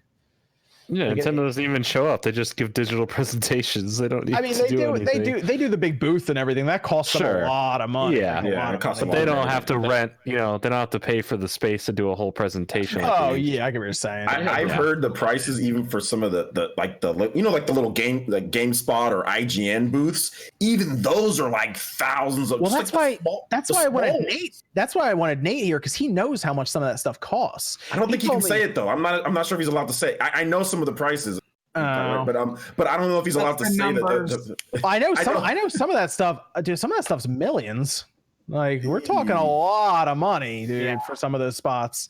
So I mean, I don't know. We'll see. I'm gonna be curious because their statement was really bad on it. Their response, it was basically like, oh well, that was kind of it. They moved on. Oopsie.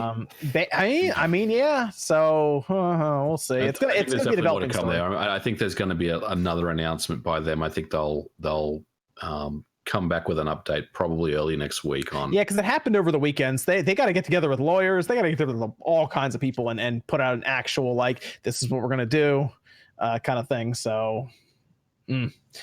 I don't know. We'll see about that. But hey, you know what? I'll be honest. I won't be sad if E3 slowly fizzles out and PAX takes over. That won't bother me. So I went this year and it was packed, right? The lines were insane. But one thing that I kept seeing was the bars and the restaurants around the convention. None of them were full. They're all like half empty, and that is always a sign that there's less people at the event this year than there was in previous years. And I heard that from multiple people that, there's a lot less people that were there this year. So who knows? I mean, it between the kind of the dwindling numbers showing up, and this was a skip year. So there is that, maybe next year there's going to be a lot more people to show up. But I feel like, it's becoming more and more less relevant as the years go on, especially with these other events and these kind of live streams and directs and things like that happen. Sony not being there definitely caused some people not to go, but like a lot of you talk about like the bars and the restaurants around there, they jack up the price. First of all, it's already. I mean, I live right next. By the way, I live very close to E3, and I don't even go. Like I can get there in about an hour and a half. I live literally. It's so close. It's not that bad of a drive at all. I've made the drive multiple times, and they jack up the prices so much from what it was. LA sucks. And it's fine if you live there, but whatever. I'm just saying, like a lot of stuff that happens there, like the traffic and everything that goes on during that, I can't stand it. So it's like that's why people aren't going to the bars and stuff. The prices are ridiculous. Have you seen the prices that they charge for the food there? Well, yeah, but it's got to be terrifying. But it still is like a marker for that. Like New York Comic Con, every place within 2 blocks was packed. Baltimore Comic Con, same thing. Otakon, same thing. Like if it's a convention with a healthy amount of people, even if it is expensive or the crazy amount of traffic, they do just get filled up. Well, I'm glad that people weren't going there. Damn right. Freaking $30 burger. Screw you guys. You know what convention I want to go to Tokyo Game Show. That would be interesting. That would be fun. That'd be fun. That'd be interesting. Let's learn Japanese right now. Let's do it. Spawncast goes to Tokyo. Let's do it. Spawncast goes to Tokyo. Full 8-episode series. That'd be dope, dude. I've heard Japanese conventions are very different. I've heard like American conventions are like celebrations of gaming. We like run around and celebrate, and people are in cosplay and stuff. I've heard Japanese conventions are super serious. Like people show up and like, all right, play the fucking demo, get out. Well, I feel they're more like car shows in Japan. Like from all the pictures and video I've seen, they feel like car shows. Sorry, I didn't mean to be hating on LA guys. By the way, I'm just letting you guys know. I mean, I'm from the area. Say like I'm not trying to hate on it. It's just some parts of LA. OJ goes backtracking again. I'm sorry. I'm sorry. I didn't want to hate on it because I guess. Well, let's say PAX comes in, it does grab E3 or something, like something really bad happens here, right? And they grab E3 and they move it. That would be crazy too, though. If PAX took over E3 like they were thinking about trying to do before and they moved it somewhere else, it could happen. That's a good comment from David. Spawncast, Tokyo Joy-Con drift. Hey, I'm telling you, that would be a good series. Spawncast goes to Tokyo. That would be amazing. Then eventually Spawncast goes to Gamescom, stuff like that. So. Production costs would be astronomical. Yes, it would. The cost of that would be astronomical. It's like maybe in a couple of years when we can get the budget. Yeah, man, I'm telling you. I better be making like some 40-minute episodes here or something. Yeah, it would be. We need to get some sponsors for that. Yeah, just find some energy drinks that we're always drinking. Yeah, I'll check with Google Stadia. Wait, we just gotta hit up Game Pass. Game Pass, man. Give us the check. Yeah, Google Stadia just got a little better. Hey, it's all done on Mixer. Mixer flies us there. We have to look at all the Microsoft games. They like stream us. We're calling it right now. If they have the money for Ninja. If they got that ninja money, then they'll definitely cover our flights. They have the Tokyo money. But we also need the production stuff. We're gonna need some they need to cover. We need some sponsors to kind of come in and get this done. It would be dope though. That would be a dope series. Oh man. Let me go through some of these super chats where we finish up with Ninja and Mixer, and then Evan, you said we still had. We have Discord questions still, Evan. We got one question that I'll go with. Why don't you hit us with the one question then while I get these together here? What are your thoughts on the M Classic? It's from the company I believe is pronounced Marseille. I saw that Bob did a video on it. It's supposed to upscale and like make the stuff look better, right? It's an external upscaler. It's like a mini PC in what appears to be a USB stick that has HDMI in and out. It's similar to the M cable then. Similar, yeah. Yes, yeah. I think it's designed more for older games though. If I'm thinking right. The M Classic from what they showed on their, well, it might be, but the M Classic showed on the actual crowdfunding thing claimed Switch, PlayStation 4, Xbox One, all the more up-to-date stuff. I believe I'm getting a review unit, so I will. I'll definitely check it out if that happens. Oh, okay, cool. Yeah, I'll be curious to see your video on it. I think from what I've heard, and I could be wrong, it upscales everything to 1440p, and it does a pretty good job of doing it. So, I mean, if that's what it does, that's definitely interesting to me. I mean, it's supported by a guy from NWA. It's got to be good. Interesting. I'll check that out. I'll look into that. I saw Bob's video, but even if the problem with trying to do these comparisons is going over YouTube's like compression and stuff on like, it's so tough. Yeah, that's why. Because like looking at it in person, it could look way different, but then you upload it to YouTube and the compression and everything, and it's like, it looks the same. Yeah, the two monitor reviews I did for us, that's the exact same feeling. It's like, how do I shoot against this? There's certain games that kind of work better with YouTube. You know, obviously less motion and less blades of grass and stuff like that, but yeah, you're right. I mean, YouTube is just going to chew up the video, and it's going to look pretty much the same either way. Yeah. I'll check it out though. It has my attention. I'll say that. We have Anthony K's with $2 no messages. Thanks, Anthony. Philip says, "Where's Arlo?" We'll get Arlo on the Spawncast at some point. We saw him at too many games, and Arlo's pretty cool, so we'll get Arlo on here. Joseph said, "Called my GameStop and they have the new Switch in. Mine does not, but I might try again tomorrow just to see if maybe they went through shipments today or something. I'll just double check." Stefano says EA would probably mess up Skate 4 session hype. I tried session isn't bad. I think the control scheme for session's a little weird though, to be honest. It takes some getting used to. Skate 4 has a more of an arcadey theme to it. I don't know if you tried session, Jordan.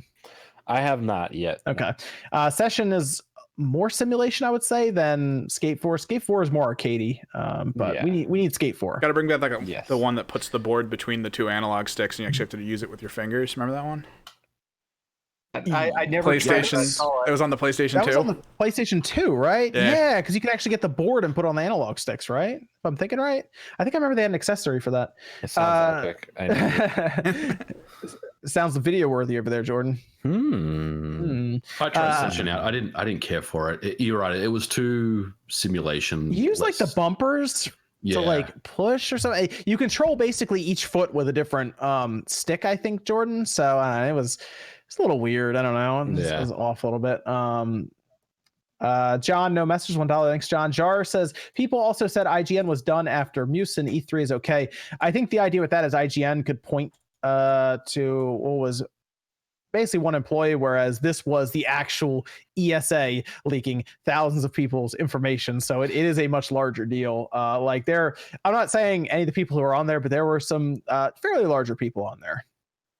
So that's people with big enough audiences to where if they start saying stuff about it, it gets known very quickly, and that's why it's all over the place right now. I mean, there's actual celebrities who I think would probably be on the list too that were invited out to play. Like I know Jack Black goes, to those. Like there's, like it's more than just like, oh, these YouTubers got their stuff leaked. Like there's celebrities that go too.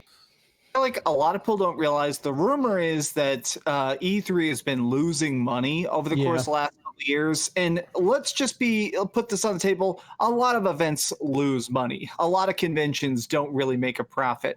But if this actually becomes a class action lawsuit, E3 is done. Like they can't afford to fight off a lawsuit and run this stuff. And that's where someone else is going to come in and buy it up. When they have no more money, they're going to sell it and make that money back, and then Faizan, no message, $1. Juice Man Vaughn says going to E3 isn't worth the disappointment anymore. And the other problem is this past E3 was a gap year. You know, I mean, for Microsoft, even Sony didn't show up. Nintendo had a good E3, but like if you look at that, the best E3s are when all three companies show up there and have an awesome show. You know, that's like the best E3. And they're scrapping with each other as well. That's even better. It's great. But like this E3 that we just had, I feel like isn't going to be as like the most memorable thing from that E3 is probably Banjo. You're breathtaking. Oh, and the dog, right? The dog. Oh, yeah. The dog was cool. Yeah. Man. I flipped for me, freaking Trials of Mana was, oh my God, I freaked out, but that's me. That was my favorite. One of my favorites. You and no, it's just about you. No, it wasn't just me, damn it. Got a lot of Secret of Mana fans out there. And they're like, hey, guys, Secret of Mana, and you're like, woo. No, I was hyped for Trials of Mana. That was a full remake. Screw you. Zilchan says if y'all gonna go as a creator, get a burner phone number on a cheap Pixel 3a or something, and just give them your PO box for your address. Probably. Yep. That's some good advice. Yeah. There's many apps you can get for your phone that are secondary phone numbers, like Sideline, WhatsApp. Like you can do something like that and just use one of those numbers. Well, there we go. All right, we'll do that. Just give them ESA's number and their address. Wait a minute, Max. How's BlizzCon looking now, Max? I'm still nervous about it because, if they end up posting all that, it's definitely my address and real phone number, and they require a phone. So yeah, they made you like install like an app and everything for that, right? And I can't remember what APX or something. I can't remember now, but yeah, apparently I'm gonna have to walk up and actually get out my phone and like basically spit my DNA into it. Well, I'm being ridiculous, but yeah, it's a very intrusive app. So now when they ask the question, well, you guys don't have cell phones, whatever, you'd be like, I got mine right here. Sorry. I can't wait to see if it starts tweeting out where you are and what you're doing at the convention, like they tried to do back in Comic-Con. Oh God. This is a good comment that it's a shame Nate's not here. Alcatraz says, what are your thoughts on Colin Moriarty and Chris Ray Gun getting kicked out of PAX West? I want to make this because I feel that there's so much misinformation. They were not kicked out. Their panel was canceled. Yes. And in my opinion, that's really stupid. I'm not really a fan of Colin Moriarty. I don't really watch any of his stuff or anything. I liked it back on Kind of Funny, but it is really weird so last minute to basically be like, nope, pack it up. Like a lot of their fans bought tickets to watch their panel. So it getting shut down is, in my opinion, a very bad move. What was he doing on the panel? I think this was a PlayStation related panel. Like they weren't, because I know in Chris's situation and definitely more in Colin's situation, they are very much in a political landscape where they talk about those issues more than gaming sometimes. And I think that a group of people probably went to PAX and was like, we can't have this here. You guys need to take it out, or we're going to like make a big online stink. Something had to have happened for them to saying cancel that, even though it was about video games. I was going to say, they were just going to talk about PlayStation? I believe it was a place. I could be wrong, but I'm pretty sure it was about either PlayStation or just video games in general. It wasn't a political or social climate related, panel at all. What's wrong with talking about PlayStation? It's because the people who they are. I think it's especially I think it's more in Colin's case, because Colin is more outspoken about it more than Chris, because Chris is definitely more video game side. But it sucks that it happens that way. Yeah. I think that I'm not a huge fan of Colin's either, but I'd love to be on his show. But I'm not a huge fan. I'm not a huge fan of it. That's probably not going to get me on there. But anyway, I don't think they should have canceled. I don't think they should have canceled. That's ridiculous. If he's there to talk about video games, why are you canceling his show? Especially if you're going to have him there. Like people out here always trying to put people down. I think that's ridiculous, man. I mean, like goes back to cancel culture we were talking the other day. Yeah, exactly. I mean, this is ridiculous. I mean, you don't have to like him, but so the dude his reputation got him kicked off of what? That's weird. Okay. All right, that's odd. Yeah. I don't know why you wouldn't just let him have his. Here's the thing: from what I've seen on Twitter, there would have been way less talk about it if they just went there, did their PlayStation podcast, and left. From what I'm seeing here on Twitter right now, and that's the thing is the smart move on PAX's part would have just been to shut up. Like honestly, they should have just been like, if somebody was complaining, they should have just let them do their panel. Like everybody goes like I don't know, it's crazy. Someone in chat said, like Colin Moriarty has basically been officially blacklisted. Yeah, and that's just what it is. Oh, Since Colin Moriarty is officially blacklisted, I guess people whispered in Pax's ear and they had to shut it down. See, I would say I don't know about all this like behind the scenes stuff with all of this, but that's odd. I don't know. It's he's going to talk about PlayStation. I don't really get that one, but I don't think he's. Yeah, I don't think I don't get that. I mean, PAX is a private organization; they can do what they want, but it seems weird. He didn't kill anybody, so I don't think. Yeah, I don't know. He should be allowed to go on there. I mean, I get people disagree with his political opinions and all, but damn, like, dude can't have his own opinion on stuff. Come on. Yeah, especially if he's doing a panel and people are going to. I don't get that. Yeah, I mean, he's going to pull views, right? I mean, he's still going to get a audience of people watching him. So I mean, I don't really get the point of why they did that too. Seems a little strange. Yeah, I don't. That's odd. Especially I assume they're showing up. PAX is running it to try to bring people in and make money. That seems more like an emotional decision from what I'm seeing here. Interesting. I don't get it. I don't know why you do that. I would have just let him run his podcast. Then you probably would have just left and we probably wouldn't have heard about it other than if you're at PAX. So, well, there you go. Instead, I see a tweet here from him that has like 4,000 likes and retweets and stuff. So exactly. And that didn't go the right way for him, I think, for PAX West. Jeez. It's one of those funny times that happens in modern media where in their effort to avoid a controversy, they created a controversy.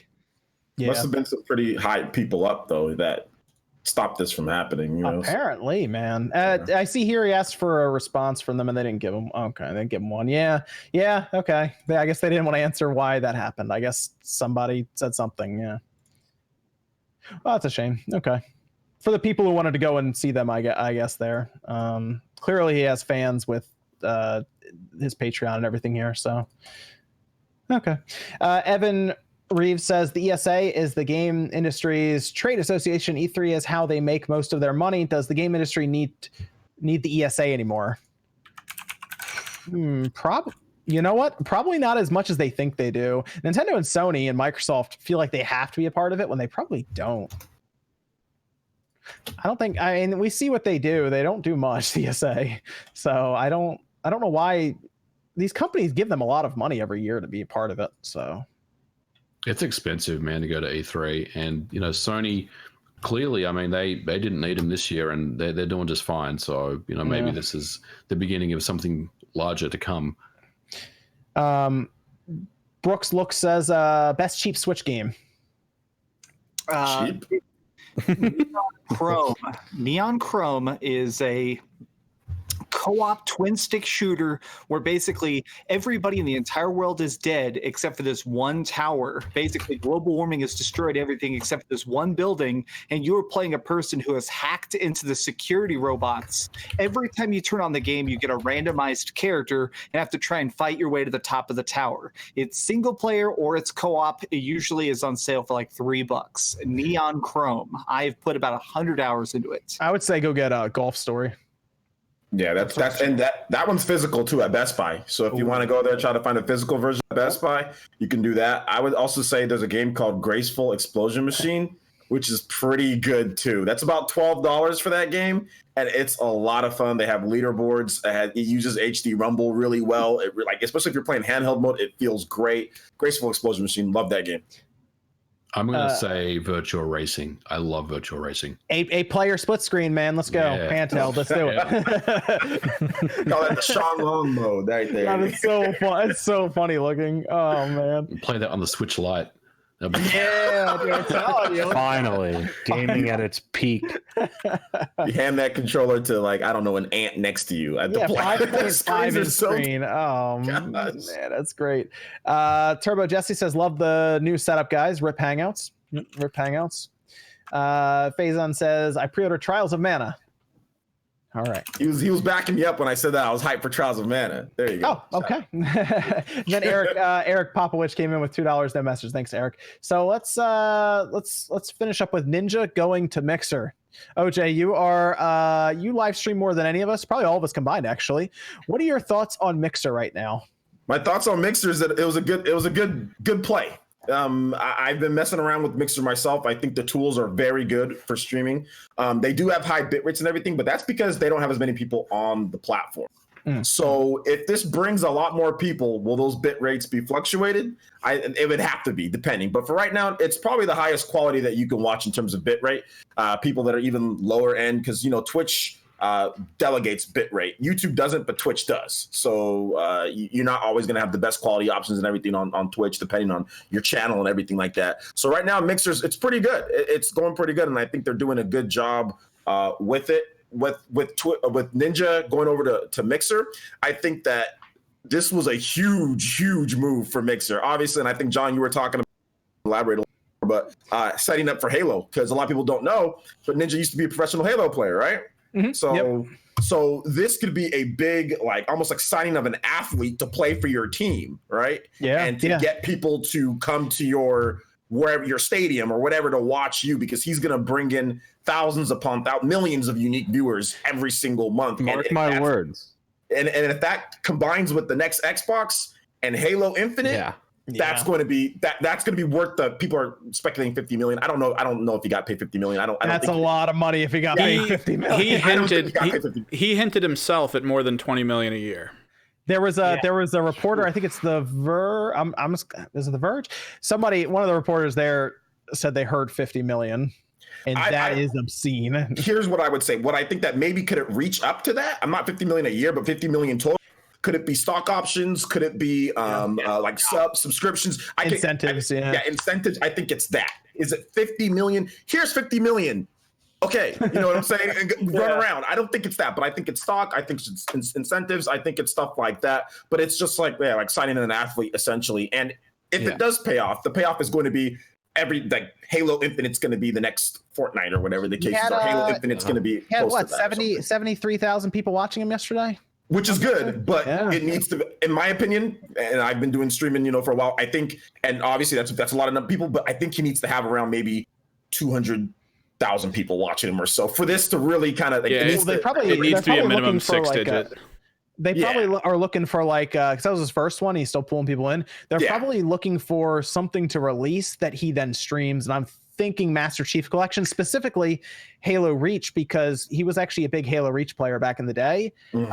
So when Halo Reach launches on PC, he's going to be one of the first people to stream it. Well, mark my words, E3 next year, or whatever happens next year, if there even is an E3, but forever Microsoft presentation of the new console, when we get to see the new Halo game fully, he's going to be on stage and he's going to be showing off some of the first multiplayer aspects of it, playing with people. That's a good idea. That's what they're going to use him for. He's going to be one of the vessels to promote Halo competitively.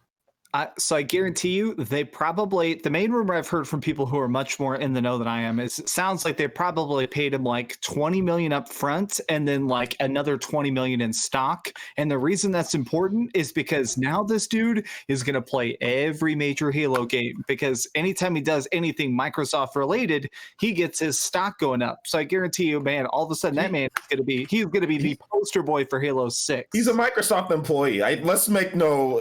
He's definitely employee for Microsoft at this point, I don't think he's allowed to play. I mean, he might be allowed to play other things, but he's got to do what they tell him to do, and he's got to move these products or whatever that they say, He's going to be like, hey, guys, just for no reason whatsoever, I'm going to spend a lot of time playing Gears 5 for the next 6 weeks. Yeah. But some people are saying that, he lost fans or kids with Fortnite. I don't think he cares anymore. Yeah, and he's been hemorrhaging fans on Twitch. I mean, that's all the talk's been about, is just Tim the Tatman and Shroud overtaking him constantly, and it's just a thing. You know what should blow people's mind? If they gave him $20 million in stocks, Microsoft has just over a 1.25 dividend, which means just from dividend payments, he would get over $250,000 a year for doing nothing from that. Yep. Mm-hmm. That should blow people's minds. Rumors about this is that Ninja is not a dumb guy. This is actually a really smart move because he realizes his fame is going down. This is basically his retirement plan, is since this is stock option, it's just going to grow and grow and grow. Theoretically, when this contract ends, and the rumor is that it's like a 3-year contract, he could just quit. He could just literally retire at 31 and be like, bye. He can retire now, because he was making. He could have retired before this bag. Yeah, but now he has $20 million in shares possibly. Or something now his grandkids can retire now, and they're not even born yet. So now they can retire. I mean, this money's obviously is going to outlive him. So, but I mean, like, MVG, you think that's the plan? Halo, put them all over Halo. For sure. I mean, you guys nailed it. I mean, this is his. Well, I don't want to say retirement plan because I mean, how old is this dude? I mean, he's 28. Yeah, he's like almost half my age or something. But you know, he is absolutely on the right platform here. You know, this is him wanting to get back into Halo. And his Microsoft would have approached him and said, "Look, come to Mixer. We're going to offer you $20 million today. You're going to have this awesome contract. You can play whatever you want on the platform. Just make sure that you play Halo Infinite and you promote that. You play Halo Master Chief Collection. Of course, he's going to say, "Hell yeah, I'm all in." So I mean, it's the right move for him. And I think it had a good effect on Mixer too. Yeah. Absolutely. I mean, I logged into it, for the first time in 2 years. He's been complaining about Fortnite too. So I mean, it's not like he's kind of tired of playing the same damn Fortnite. Yeah, he's kind of pigeonholed himself into that. At some point, when he goes into a grocery store and all the kids start Fortnite dancing around him, he's got to be like, "No, I'm out." Yeah, he's probably tired of that shit. I feel for him on that front, man. A lot of people thought Twitch was being salty about this, so that's why they took away his verification and his subscriber button and all this stuff. They had to, right? No, they had to, because when you're a partner with them, you sign a contract, and since he's no longer a partner with them, you lose the check mark, and they took away affiliate status as well, which means the subscribers. Yep. So once he gets his last cash out this month of whatever residuals, then he's, think about that. If he really didn't like Fortnite and they were like, "Here's 20 mil up front, and you can start playing Halo when it comes out. You don't have to play Fortnite anymore." Yep. He might be like, "Yeah, that's the best scapegoat." They just start putting that deal. They just start putting Fortnite dances into Halo, and he's like, "Not again!" Oh my gosh! If people are mad at him for taking that deal, that's crazy. And people are mad. There's been other big content creators that flipped out. I forgot who the Englishman is, but there's like Grow Score. Yeah, that flipped out. I'm watching, so I'm like, is that the guy? You turned your back on Twitch, man. Yes, that you need. It's like, come on. I'm like, so I wanted to reach to my phone and I'm like, what the hell are you babbling about? Everybody would have taken the same deal. Shut up. He secured himself. He doesn't have to pigeonhole himself into playing Fortnite all damn day. This is going to what? Like we were talking about the other day, OJ. Like I think that this is going to be the start of an actual hardcore competitor to Twitch now, and we're going to see, because I've already heard rumblings of other bigger creators on Twitch who are not liking how Twitch is becoming, who are already ready to jump over to Mixer at a moment's notice. There's a lot of people who are not happy with Twitch right now. But the thing that's going to happen, Mixer right now is, it's small enough that if you jump on it now, you can probably build something for yourself on there, your own niche for it or whatever you want to do. But if you wait to jump on this bandwagon, like people, if you're on Twitch right now and you're just getting into Twitch, it's going to be super hard for you to get any attention on there. But if you wait too long, Mixer's going to be on this come up rise, and it's going to be rivaling Twitch neck and neck.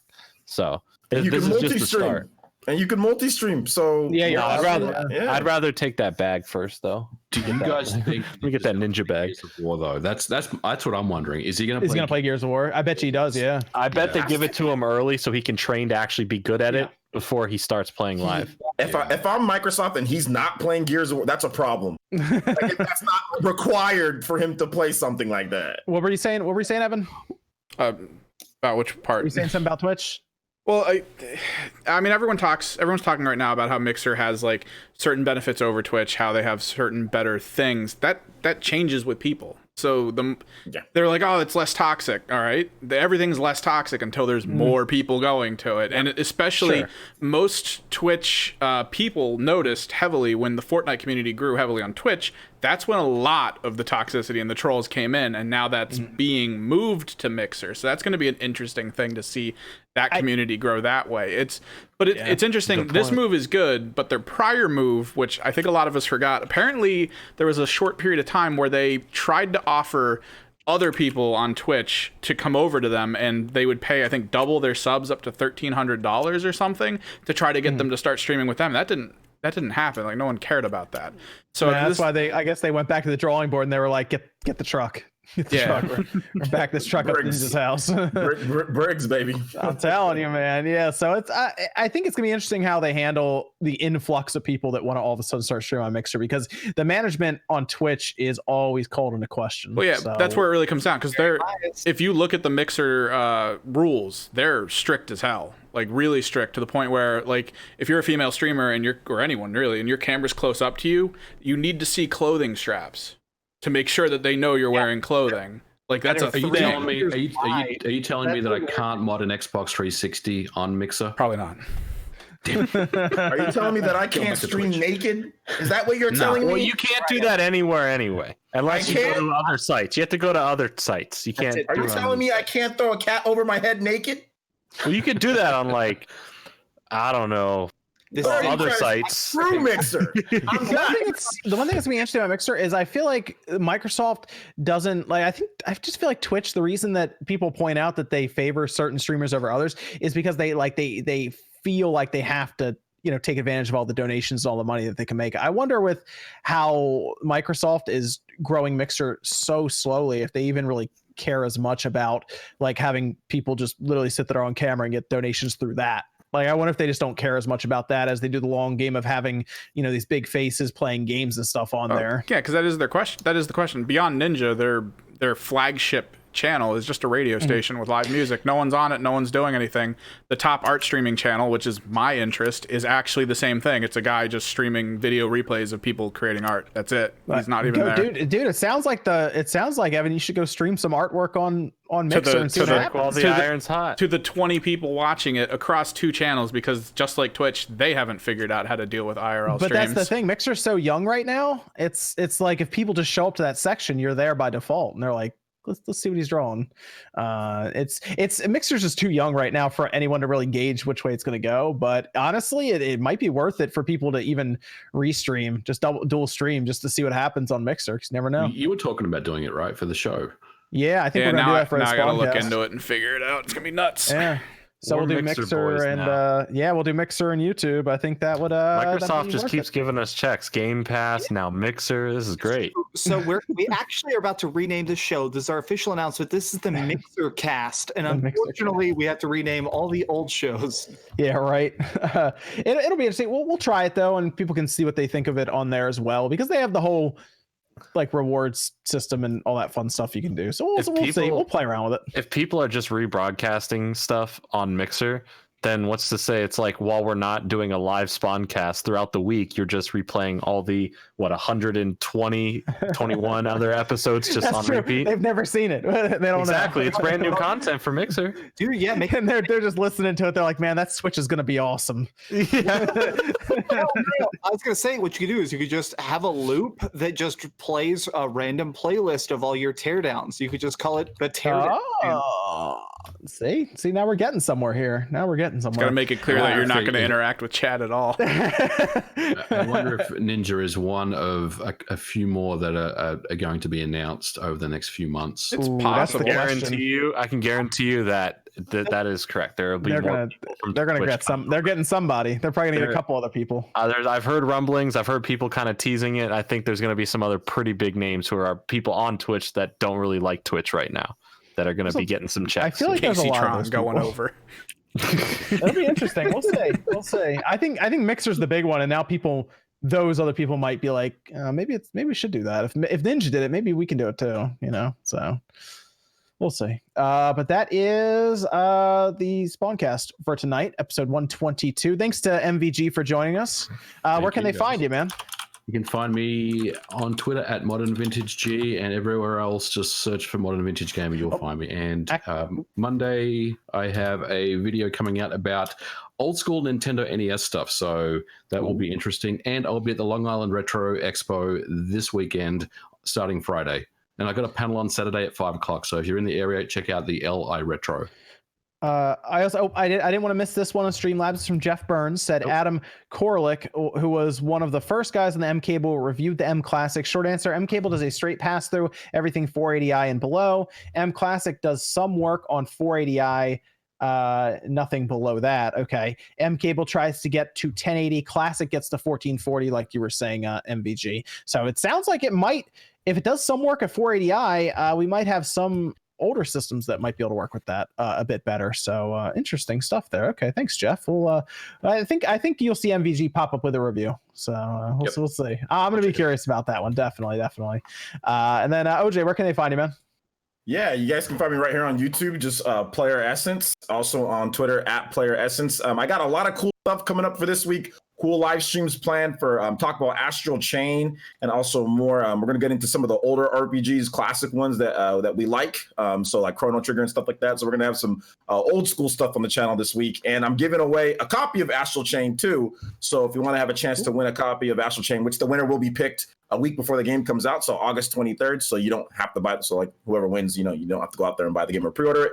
So yeah, so I'll be doing that. So all you got to do is subscribe, and I'll be doing that through Streamlabs. So come out to the streams. I stream every single day. Yeah, have fun. It's a lot of fun, and I do videos too. So does Streamlabs have like a giveaway option or anything like that yet? They do. They have, and you can even tie it into your members that you have, so they can be more likely to win. And stuff. Interesting. I'll look, because YouTube was weird with the whole giveaway thing. So if they do that, Streamlabs, you can even do it on the channel here. Like let's say like you want to have it, do a giveaway. You can put people that are here, and it'll just go to Cloudbot on Streamlabs OBS, and you'll see it there from Cloudbot. Evan, we had to learn about this Cloudbot. Okay, we don't have Cloudbot active on this specifically, but there's things I got to look into.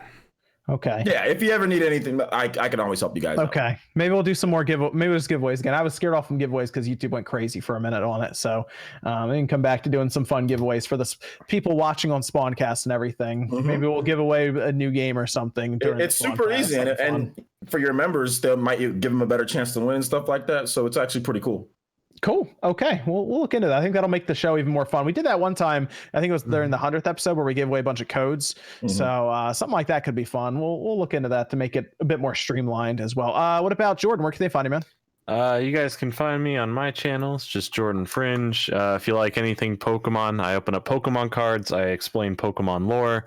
That's about it. Okay. We'll check them out for Pokemon cards. Very good. What about Max? Where can they find you, man? Just youtube.com/Dreamcast guy. I put up that big video today about the new Nintendo Switch, the revision. So if you want to see anything about that, I actually unboxed it, tested it, did a lot of different experimenting just to see if it really is new. I have a big review coming up on Tuesday for Metal Wolf Chaos, the famous unreleased Xbox game. And I think the Spawncast guys, I think we're going to get together and maybe play the DC Universe Online to some capacity. That'd make a fun video.